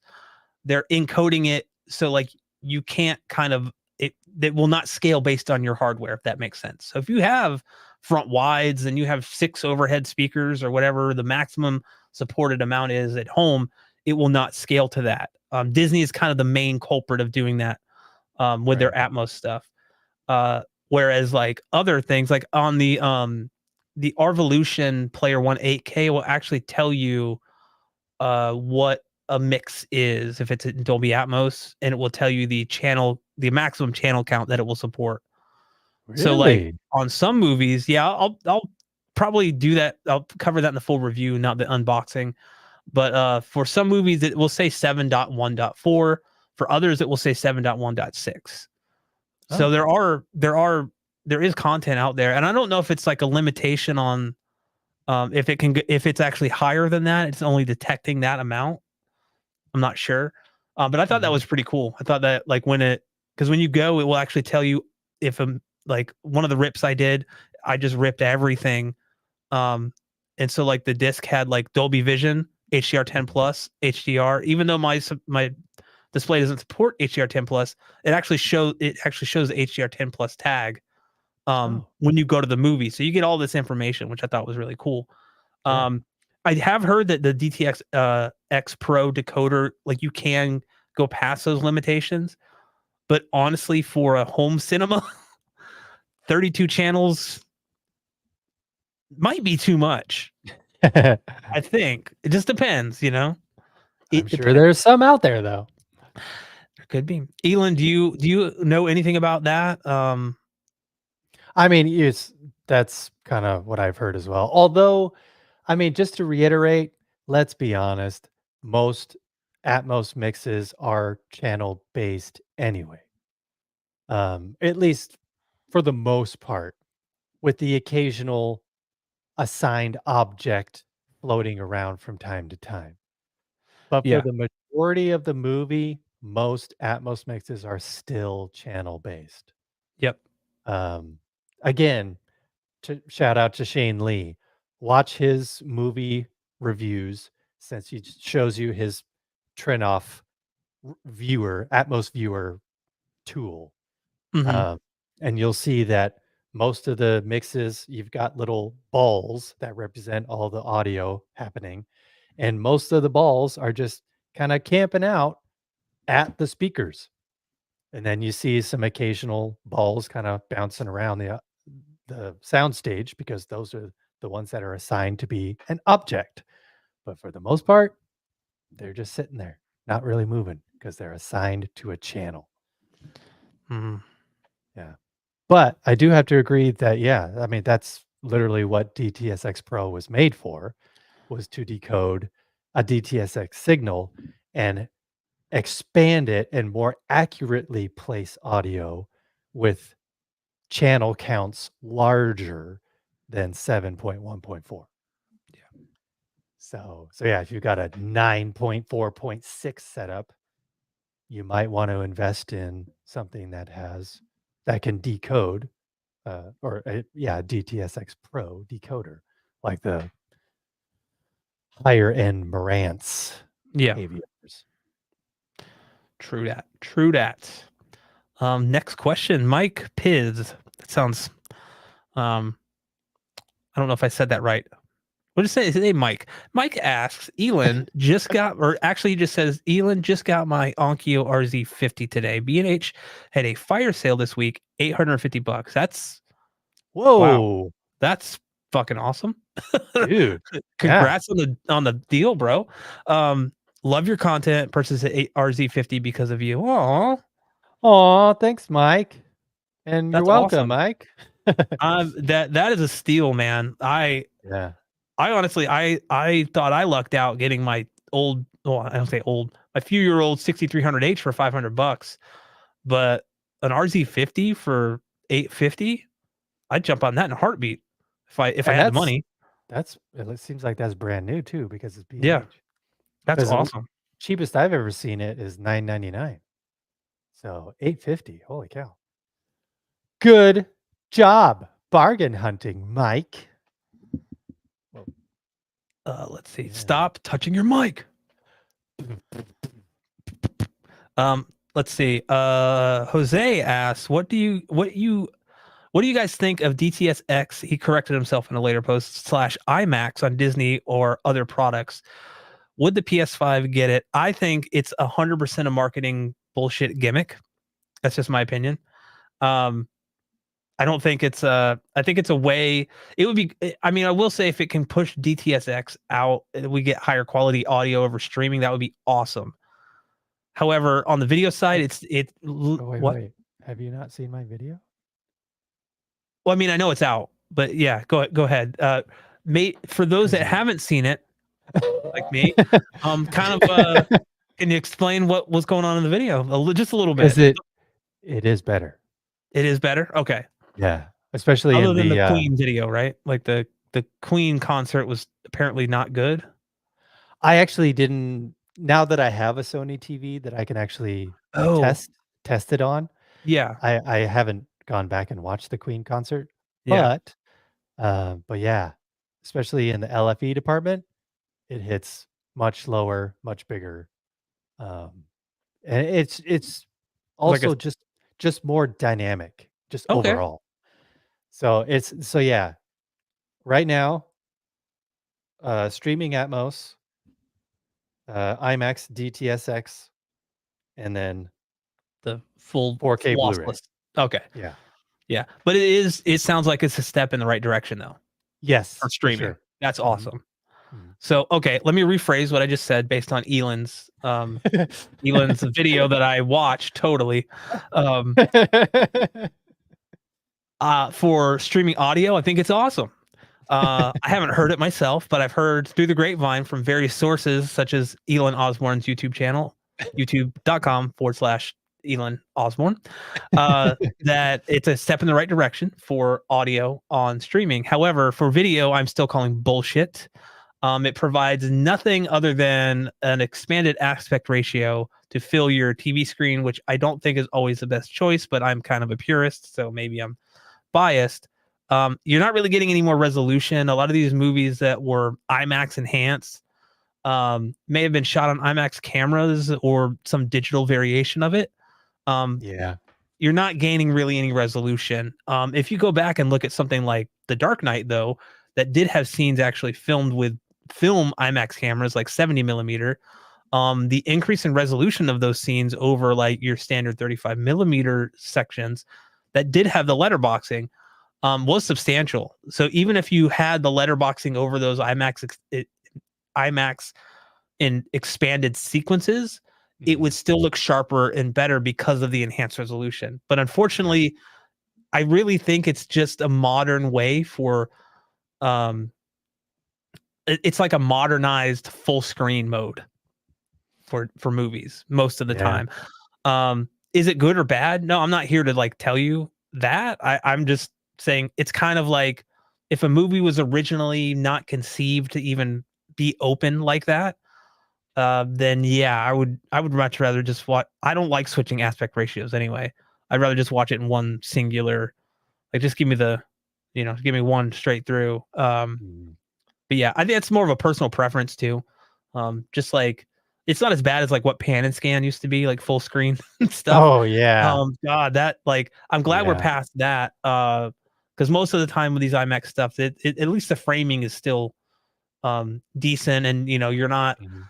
I remember seeing movies where like the camera would like pan left or right this way to like digitally to kind of Yes. show something on one side or something on the other. And thankfully, Right. we're kind of past that now. Yeah. But that's my take on the video side. Do you have a take on the video side, Elon? Uh, I mean, yeah, I agree with you. It doesn't really do much quality wise. Just because, I mean, let's be honest, video takes precedent. So streaming services definitely put all their money into the video Oh, yeah, side right up front to make it look spectacular on 4K TVs. And it does. Even when you're not watching stuff in IMAX or whatever, 4K video, I mean, as long as you have a fast enough internet connection, yeah, 4K video looks great. So yeah, you're just getting that expanded ratio. That's about it. yeah. I don't know, man. I want to watch all my movies in 32 by 9. I want to see like just a little sliver on the screen, like just. I think I could. It's like watching a movie through blinds. Like Right. a little intense. I don't mind. I've never mind the black bars. People I obviously have know. their own preference. Me neither. There are even games that like the new Star Wars Outlaws game. I haven't played, but the preferred way to play that apparently is the 21 by 9 letterboxed.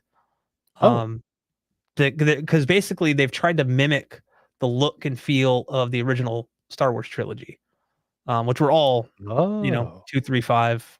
Right. So yeah, but again, it's a personal preference. You know, I think if movies start being forced to be full screen, then that's like a disservice to everyone. As long as there's always an option given. If a director wants a movie to be a certain aspect ratio, they should ultimately have that choice. To say no, I don't want to shoot this in full, 16 by 9 or 185 or whatever. Mm. Um, yeah. So that's the way the cookie crumbles. I just want to say, Siphonics, thank you guys. Thank you for joining. Hopefully we'll be, I don't know if we're going to do next Thursday or next Tuesday. We'll see what the polls say. Um, Yeah. we'll see. We'll see. But thanks for stopping by, buddy. We appreciate it. We got a few more questions. We'll wrap up. We're wrapping up the stream here, guys. Thank you for joining. If you have any last minute questions, I got really excited there. Last minute questions. Hit that Q button. Hit the Q button so we could see it. And Yeah. where the hell is it? I was going to show this. Oh, yeah, right here. You Oh can put a yeah. Q. I mean, not honestly, it doesn't matter. We'll see it. I don't know what I'm doing. I don't know. Oh, you So, too. okay, where was there we go. Um, Jerry. Jerry. Jerry Hummock. What do you Um, guys think of waveforming, i.e. Trinoff and Matthew Pose? I think it's locked behind a pretty big paywall right now. To get Yeah. into Trinov processing. I think so. I've talked to Gene Delasala about this, and he basically said there's some issues with their algorithm right now. Uh-oh. Um, that there's like some weirdness going on. It kind of I can't honestly off the top of my head remember what. Um, he's like it could be awesome, but right now it isn't. It's to manage bass frequencies, right? Yes, but I think when I was talking to him, it killed his anything below like 20 hertz.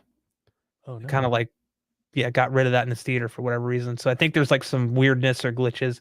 I think it could be very cool after it matures a little more.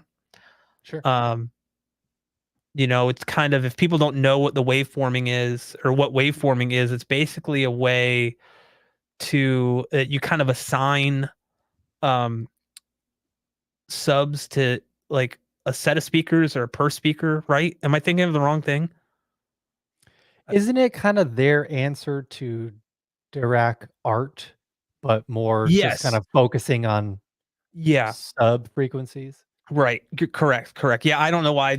I literally had a moment where, so I have talked to Gene about Trinov and their waveforming. I was, uh, I was thinking of Dirac art though just now. I forget what I said about it. But no, the issues with the Trinov are still there from my understanding. This is what I talked to with Gene about. They Mm. But yeah, that's their kind of competition Right. um for that. And I can't honestly I can't remember the logistics or the technicality side or the technical side of it Mhm. to really go into it right now. I'd have to that could be like a whole stream. Yeah. It's like art versus, it seems cool. Um Yeah, the idea, I guess, is yeah, cool. apparently like certain speakers can play I think the idea of it is basically like certain speakers can play certain frequencies to cancel out problematic frequencies in the room or to kind of Mhm. mitigate issues that would more or less be prevalent if it wasn't doing that. Similar to how, like, when you put on noise canceling headphones, it will actually play certain frequencies out of phase, like from what's outside, Yeah. right? And then that's how it cancels those frequencies out. So it's kind of similar to that, but they're doing it like much more complicated, because we're talking about movie sounds and many different sound effects. So it's quite a bit different than just having like a airplane engine outside, Right. your cabin or your seat, and it's trying to block that out. So I don't know. I think it would be cool. But like I said, I think having the technology mature more first, I think if they can continue investing in it, could Mhm. be a pretty cool thing. I Pretty think cool. so. Mike asked another question here. Do you think a 3 or 5 channel power amp um, is a needed upgrade when running Atmos 9 channels total? So I'm thinking what you're referring to, Mike, is the bed layer using like a 3 or 5 channel amp Yeah. on like maybe Front let's say sound even stage. yeah, front sound stage, or if you have 5, maybe fronts and then side surrounds. Mhm. Um, I don't have an answer for that yet. I'm about to experience that myself to see if it makes a difference. Because basically with the amp, I'm running all 7 bed layer channels off of the amp, and then the heights, all the 4 heights, off of the receiver. So Yeah. the idea behind that is, and Elon, I know you have more experience, so maybe you can touch on it. But the idea is you take a lot of the strain off of the amp, Mhm. or off of the receiver, off the amps in the receiver, Yeah. by basically offloading that to another amp, Mhm. which can provide more power to the height channels, like more like it basically has far more reserve to draw from than if Right. you're trying to just drive all, 11 channels or whatnot. Correct. So And yeah, what would the benefit of that be for like those that aren't aware? Like like what would like the main benefit be of doing that? um, the main benefit as far as, like, if it's just 3 channels, just like your left, center, right, I mean, those are the most active in a home theater setting. So, you those would be the most noticeable Mhm. if you were to switch to an external amp, because 'cause you're gonna notice more clarity, you're gonna notice more detail, you're gonna notice, better channel separation.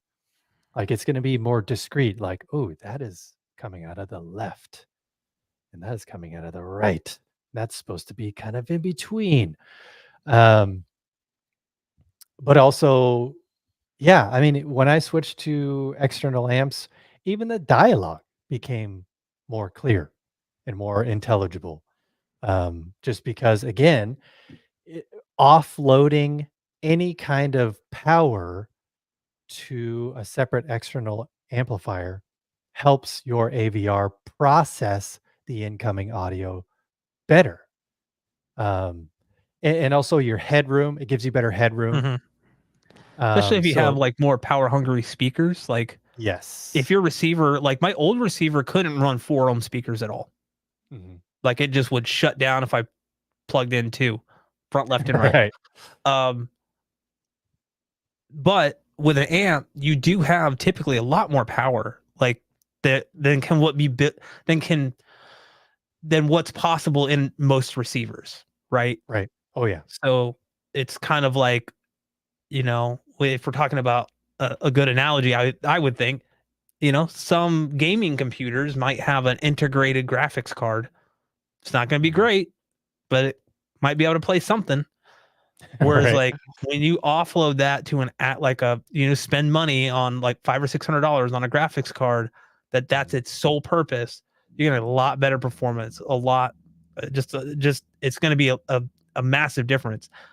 I'm curious to see because I've heard with the Pioneer Andrew Jones in particular that they really benefit from being driven by like a better amp than what's in most receivers or like a more powerful, Mhm.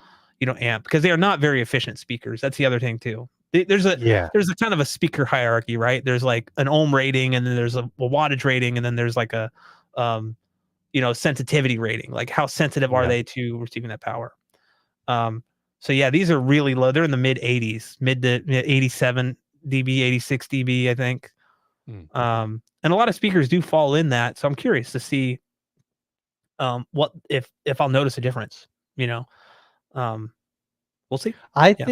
I think you will notice a difference, but I think you'll notice even more of a difference when, like, say, if you get, Theatric Oh, speakers. oh, for sure, dude. Yeah.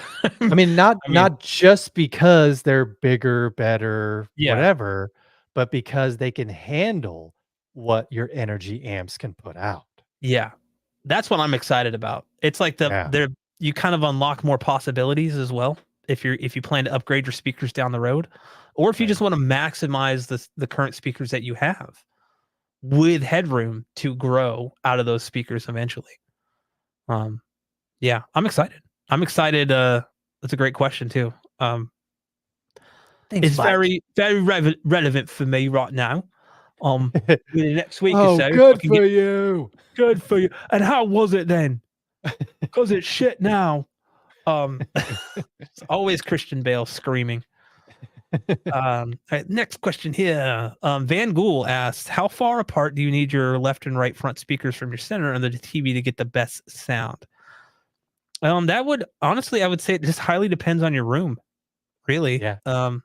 It's hard to just say, uh, you know, 8 feet. It's yeah, it's, um, I mean, yeah, at least gosh, I'm trying to think of how far apart mine are in my theater. I would say at least, like, 4 feet? Because it also depends on the speaker too, as far as, like, its, horizontal dispersion. If yeah, it has a lot of horizontal dispersion, then you probably need to move your speakers even yeah, further away. But if it's got a very narrow horizontal dispersion, then, yeah, you probably want your left and right speakers closer to the center so you have a more cohesive front soundstage. yeah. Yeah, I will So say, just recently I started looking into because the Theatrics line of speakers has like their AMT tweeter. It's kind of like a ribbon mhm, tweeter, which ribbons and AMT tweeters have a much wider dispersion pattern than mhm, a typical tweeter, like a typical aluminum dome or a horn tweeter or even soft yeah, dome. And so with those, you can get away with, not I don't say get away, but like because of that wider dispersion, there's less of a focus on like um you know uh center dialogue intelligibility. I can't even talk right now because of that wide dispersion, so it mhm, can cover much more of your seating area because of that. yeah, And what you might be dealing with might be some narrowness, some narrow issues, if you're having trouble hearing dialogue. um yeah. I kind of just condensed his question, his second question, that he asked there, which we'll get to in a second. Because I read that and then I don't know why my brain was like, "This is about dialogue," you know. Uh, Oh, right. I yeah, mean, yeah, but I see it yeah, there. But no, yeah. As far as your distance, it just is going to depend on your room, and there is that like golden triangle rule of like you want your mhm, speakers to be. I don't remember off the top of my head. Forgive me. Um, but you can look it up. It'll kind of give you a guide. Yeah, I mean, speaker positioning is can be relatively simple if you don't have a lot of hindrance in terms of your space limitations and stuff. Like If you're kind of open where you could place your speakers within, like, let's say a 3 or 4 foot range, you're pretty okay. You can get things Yeah. dialed in. Let's see here. Chad AV asked, Well, what hold on. is oh, Let's just sorry. answer Yeah, his yeah, yeah, next yeah, one yeah. because I mean, honestly, it does kind of go into that. Yeah, yeah, yeah. We did Yeah, kind of speak about that because, yeah, like I was saying before, when I added external amps to my system for the first time, dialogue sounded better. It sounded yeah, more clear, sounded more intelligible because there was just more power pushing that dialogue through that center channel speaker. yeah, Um, and again, it probably has to do with the fact that since I offloaded that power to an external amp, the AVR was able to process the audio better. yeah, So that was probably just one of the results is that dialogue sounded a little bit better because it was able to process it better. yeah, So I would think before, getting a better speaker, maybe having an external amp might solve that issue first. But I will say dialogue also improved when I switched from two-way to three-way center channel speakers.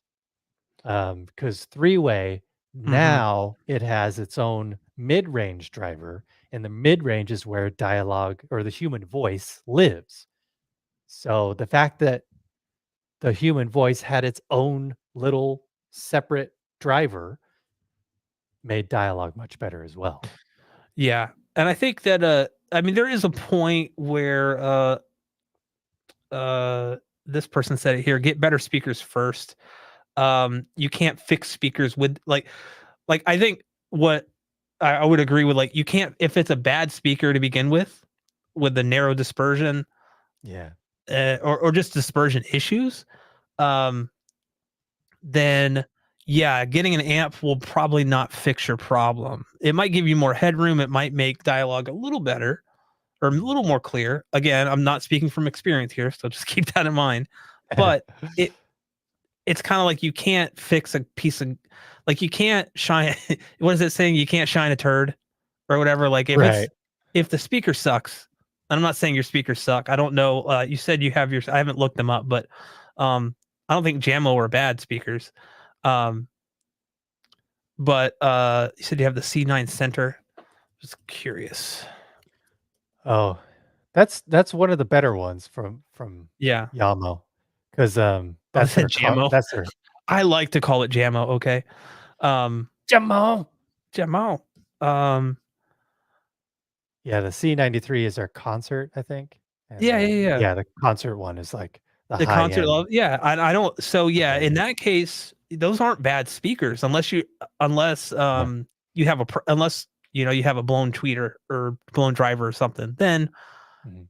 I don't think an amp's gonna help you at all, but you would know that it Right. was blown. Yeah. Um, unless the crossover's gone bad. Some people don't realize the crossover's gone bad and they have trouble, I've heard, like, Michael, Youth Man, had an issue with his old Klipsch, La Scalas, where, like, the crossovers just went kaput on one Hmm. of them, and it was just, he's like, "Yeah, we were doing measurements, and it just had nothing up top, Oh, it just wow. suddenly died." So, like, but yeah, I don't think that, that's not a bad center by any means. If you are having, if you, like, are having really bad issues with dialogue, um, I would say placement would be the first thing I would look at, and then also, if you don't have any acoustic treatments, I would actually recommend adding acoustic treatments if you can before buying an amp. Mhm. Acoustic treatments are going to improve the sound tenfold, and they last pretty much forever. There's no technology in them that can, change over. I mean, they might come out with, like, new installation types that are more effective at certain frequency absorption, but um, a lot of the issues that I've ever had with dialogue and not being able to hear dialogue is because of placement and or poor acoustics in my room. And Yeah. once like, the theater room I have now, I put two massive absorption panels directly behind the listening position. 3 or 2. I'm sorry, 2. I couldn't fit a third one. And that is massive. Like basically, a lot of that sound gets reflected off the walls behind you and everything, and it really makes it where like dialogue is almost like unintelligible, especially on a movie that already has bad dialogue mixing, like Tenet, for instance. Um, I was actually really surprised when my wife and I watched that a week or so ago, and we could actually understand what they were saying like 90% of the time. What? Without subtitles, I know, in a Christopher Nolan movie. No. Everyone talking to a mask though, just why, man? But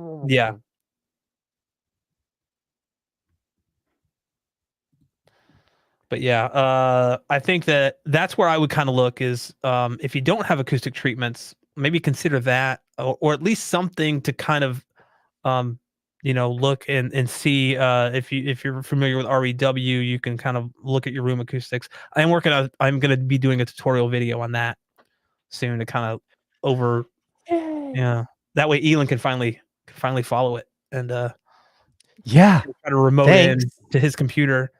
Yeah. I'm gonna charge Elon a course fee for following the watching the video. All right. And then okay, last As you last should. question here. We're gonna wrap it up. Chat AV, what is you guys' favorite Harry Potter movie? Um, LOL. LOL. I didn't know that was a Harry Potter movie. I like Fantastic No. Um, what is your favorite Harry Potter movie, Elon? Prisoner of Azkaban, number 3, because it's directed by Alfonso Cuarón, who directed Gravity. And I really love his directing style. I really love his cinematography and his use of long, lengthy shots Mhm. that last several minutes. Yeah, I I like his style. I'm 100% in agreement. That is my favorite. I also like What? the time the I can't remember the thing called that Hermione gets. Yeah. I love that. I love anything that deals with like time. I love that, spoilers, it's revealed that like Harry is the the deer. I can't The remember, yeah, he thought it was the like his dad, Sirius Black or something, and nope, it was him. yeah, I was that's really such a cool because when he yells out "Expecto Patronum" and then the yeah, stag comes out and yeah, it's actually him. Oh my yeah. god. And it also has a couple of some really great lines. Malfoy gets punched in the face. Yeah. Yep. And then Hermione's like, "Is that really what my hair looks like from the bark?" And that's Right. just like so many great moments. But yeah, that's my favorite. I really feel like I think it was the fourth. I can't remember when David Yates took over as the director, but I really feel like the series kind of went downhill a little bit with him Yeah, I because think he it just was he hates. 5? Yeah, for me, he made the series, and I know the series is like dark in nature, Mhm. but like in actual like material as it gets further along. But man, I'd actually like to see what's going on. Yeah. Everything at with it, he took over. He's like, I want the exposure to be where you can barely see it. Like if we lit this with Yeah. a candle, what would it look like? That's kind of what got to me on the later ones. Yeah. Because that was the thing about number 3 too. 3 also is that What? is that, Alfonso Cuarón made it a point because he's like, you know, this is the point in their lives where they're just punk teenagers. So he deliberately had them like have shirts untucked. And that's why, Harry's hair is long. Everybody's hair is long. All the boys' hair is long and just kind of unkempt. And Yeah, like, those kinds of little details, they make a statement, and they really sell the movie as a whole, yeah, because he's really taken the time to try and figure out, well, I know I need to tell the story, but we need to also focus on these other things because it's a part of the story as well. right, And right. the fact that he used humor, it's probably one of the funnier ones out of all 8. And then, Buckbeak, him riding Buckbeak um, over the lake or whatever, the Yeah. hippogriff Buckbeak. That's a really cool scene too. Like, Buck there's Pete. just yeah, there's just so much. Yeah, I really love that one. He did what?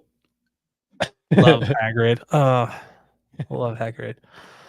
But all right. Well, I hope that answered all of your questions about anything that you want to know about Harry Potter. Yeah. That we like. I think that's gonna do it for our stream. Do you have any final closing thoughts here? I went British at the end. Any closing thoughts here from Eden Osborne? Well, now the audience knows how much we are Harry Potter nerds. So there's Yeah, maybe that's a good thing, maybe that's a bad thing. I don't know. um, Today I did some tests on Sony Pictures Core, their own streaming service.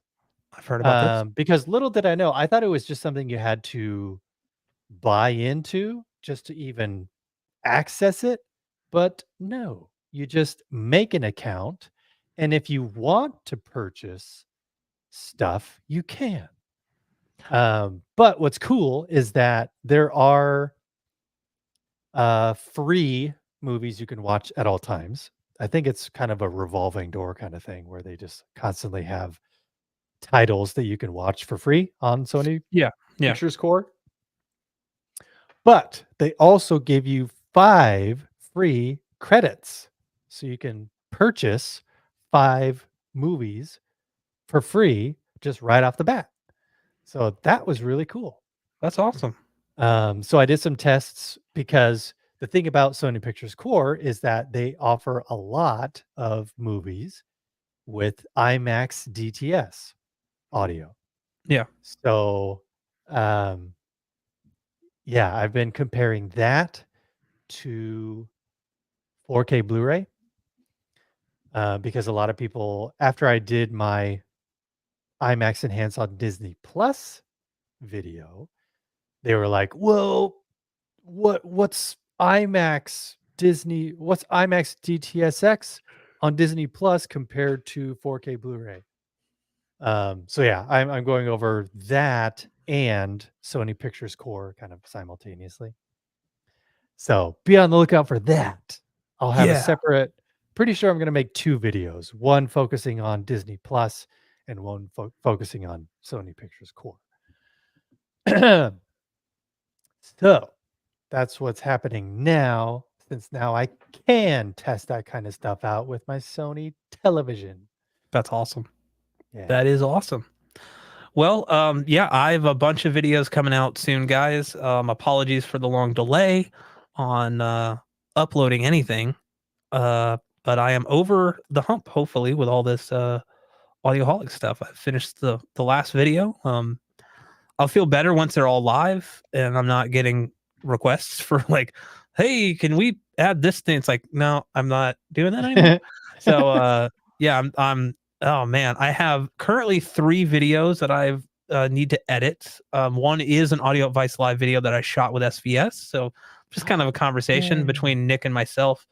I'm Mhm. probably just gonna post that, just kind of loosely edit it with some B-roll. No, nothing super official. We didn't talk about anything super like. I was curious how their new speakers have been received. So that's Yeah. probably going to be the next video I have out. Just because it's going to be a simple edit. I'll be working on tutorials in the meantime, as well as updating the theater room with some new, basically replacing the media stand in the front with a couple of like kind of media racks in the front on the left and right under the Ooh, TV. let me see So those racks. I know, completely open. Didn't want to go with a media rack in the back because I don't have a grand. These were fairly inexpensive. I paid for them. I didn't. They're not sent to me or given to me for free. About $80 on Amazon. Oh They're yeah. like a little 4-tower slanted stand that can hold a pretty decent amount of weight, especially on the bottom, which is where the amp is going to go on one of them. So yeah, I'll be doing that kind of time lapse thing, bringing you along. Um, yeah, and then the amp unboxing. I kind of want to go over like hook up to a receiver, especially the 6300H that I have. It has pre-outs, but apparently they are automatic. Like you don't actually set anything in the receiver itself and I designate believe them so, yeah. as pre-outs. Mhm. Which I'm kind of like, okay, well, how can it offload amps from the if it doesn't? But maybe it's smart. It's smart. Oh, this technology is smart. So Yeah. yeah, a lot of videos going to be coming up. I also realized I never did reviews of the Hyperion Audio Clear 6C in ceiling speakers, which Oh. um I've had for like a year and a half now. So it'll be a long term review. But I think that that's awesome because we can really talk about like you see a lot of reviews for speakers that are like a couple months, you know, one, 2 months. What's it like living with this stuff? Because that's how most people are going to use it, right? They're not going to buy Yeah. yeah. So um, when I kind of told Colin about that, I was like, I actually think it would be better to have long term reviews of products like speakers because you don't typically buy speakers and then buy more speakers 6 months down the road or replace those speakers, right? Like Yeah. these are going to be your like kind of end goal speakers for right now until 10 years down the road. Mhm. So what are they like living with for a year? You don't see a lot of that, but you know, I'm here to change it now. Um, Yeah. so yeah, I'm excited about the content I'm finally putting out. I can't wait to actually start. Like I need to dive in and edit this stuff. We feel so good editing my own content again. Um, Yay. and yeah, but yeah, that's it for me and for Elon until next week, hopefully Tuesday. But look for that poll on both of our community posts in terms Yeah. of asking you guys, do you guys prefer Tuesday or Thursday? And the way you vote on that and the outcome of that will determine well pretty much what day Nothing. it will turn. Yeah, we're not changing a damn thing. No, it'll determine, I think, what days we will stream going forward. It's always hard to tell if a day is better because of a topic or because of the better day. Yeah. So yeah, we will we'll put that out there. And yeah, our next live stream will be hopefully next week, and it will be a Q&A. I don't want to say ask me anything. I mean, you can ask us anything. We just might not answer anything. Um, keep it home theater related somewhat. But yeah, Yeah. we'll also be posting community posts about that, I think, hopefully. Or I will. Elon doesn't have to. I'm not trying to tell him what to do. Um, Yeah, you are. yeah, that's true. That's true. I am your boss. So anyways, guys, thank you for joining, and we will catch you in the next live stream. Bye. Bye. Don't forget to subscribe. Click on the bell to get notifications. Don't forget to subscribe. Click on the bell to get notifications. The timer's almost up.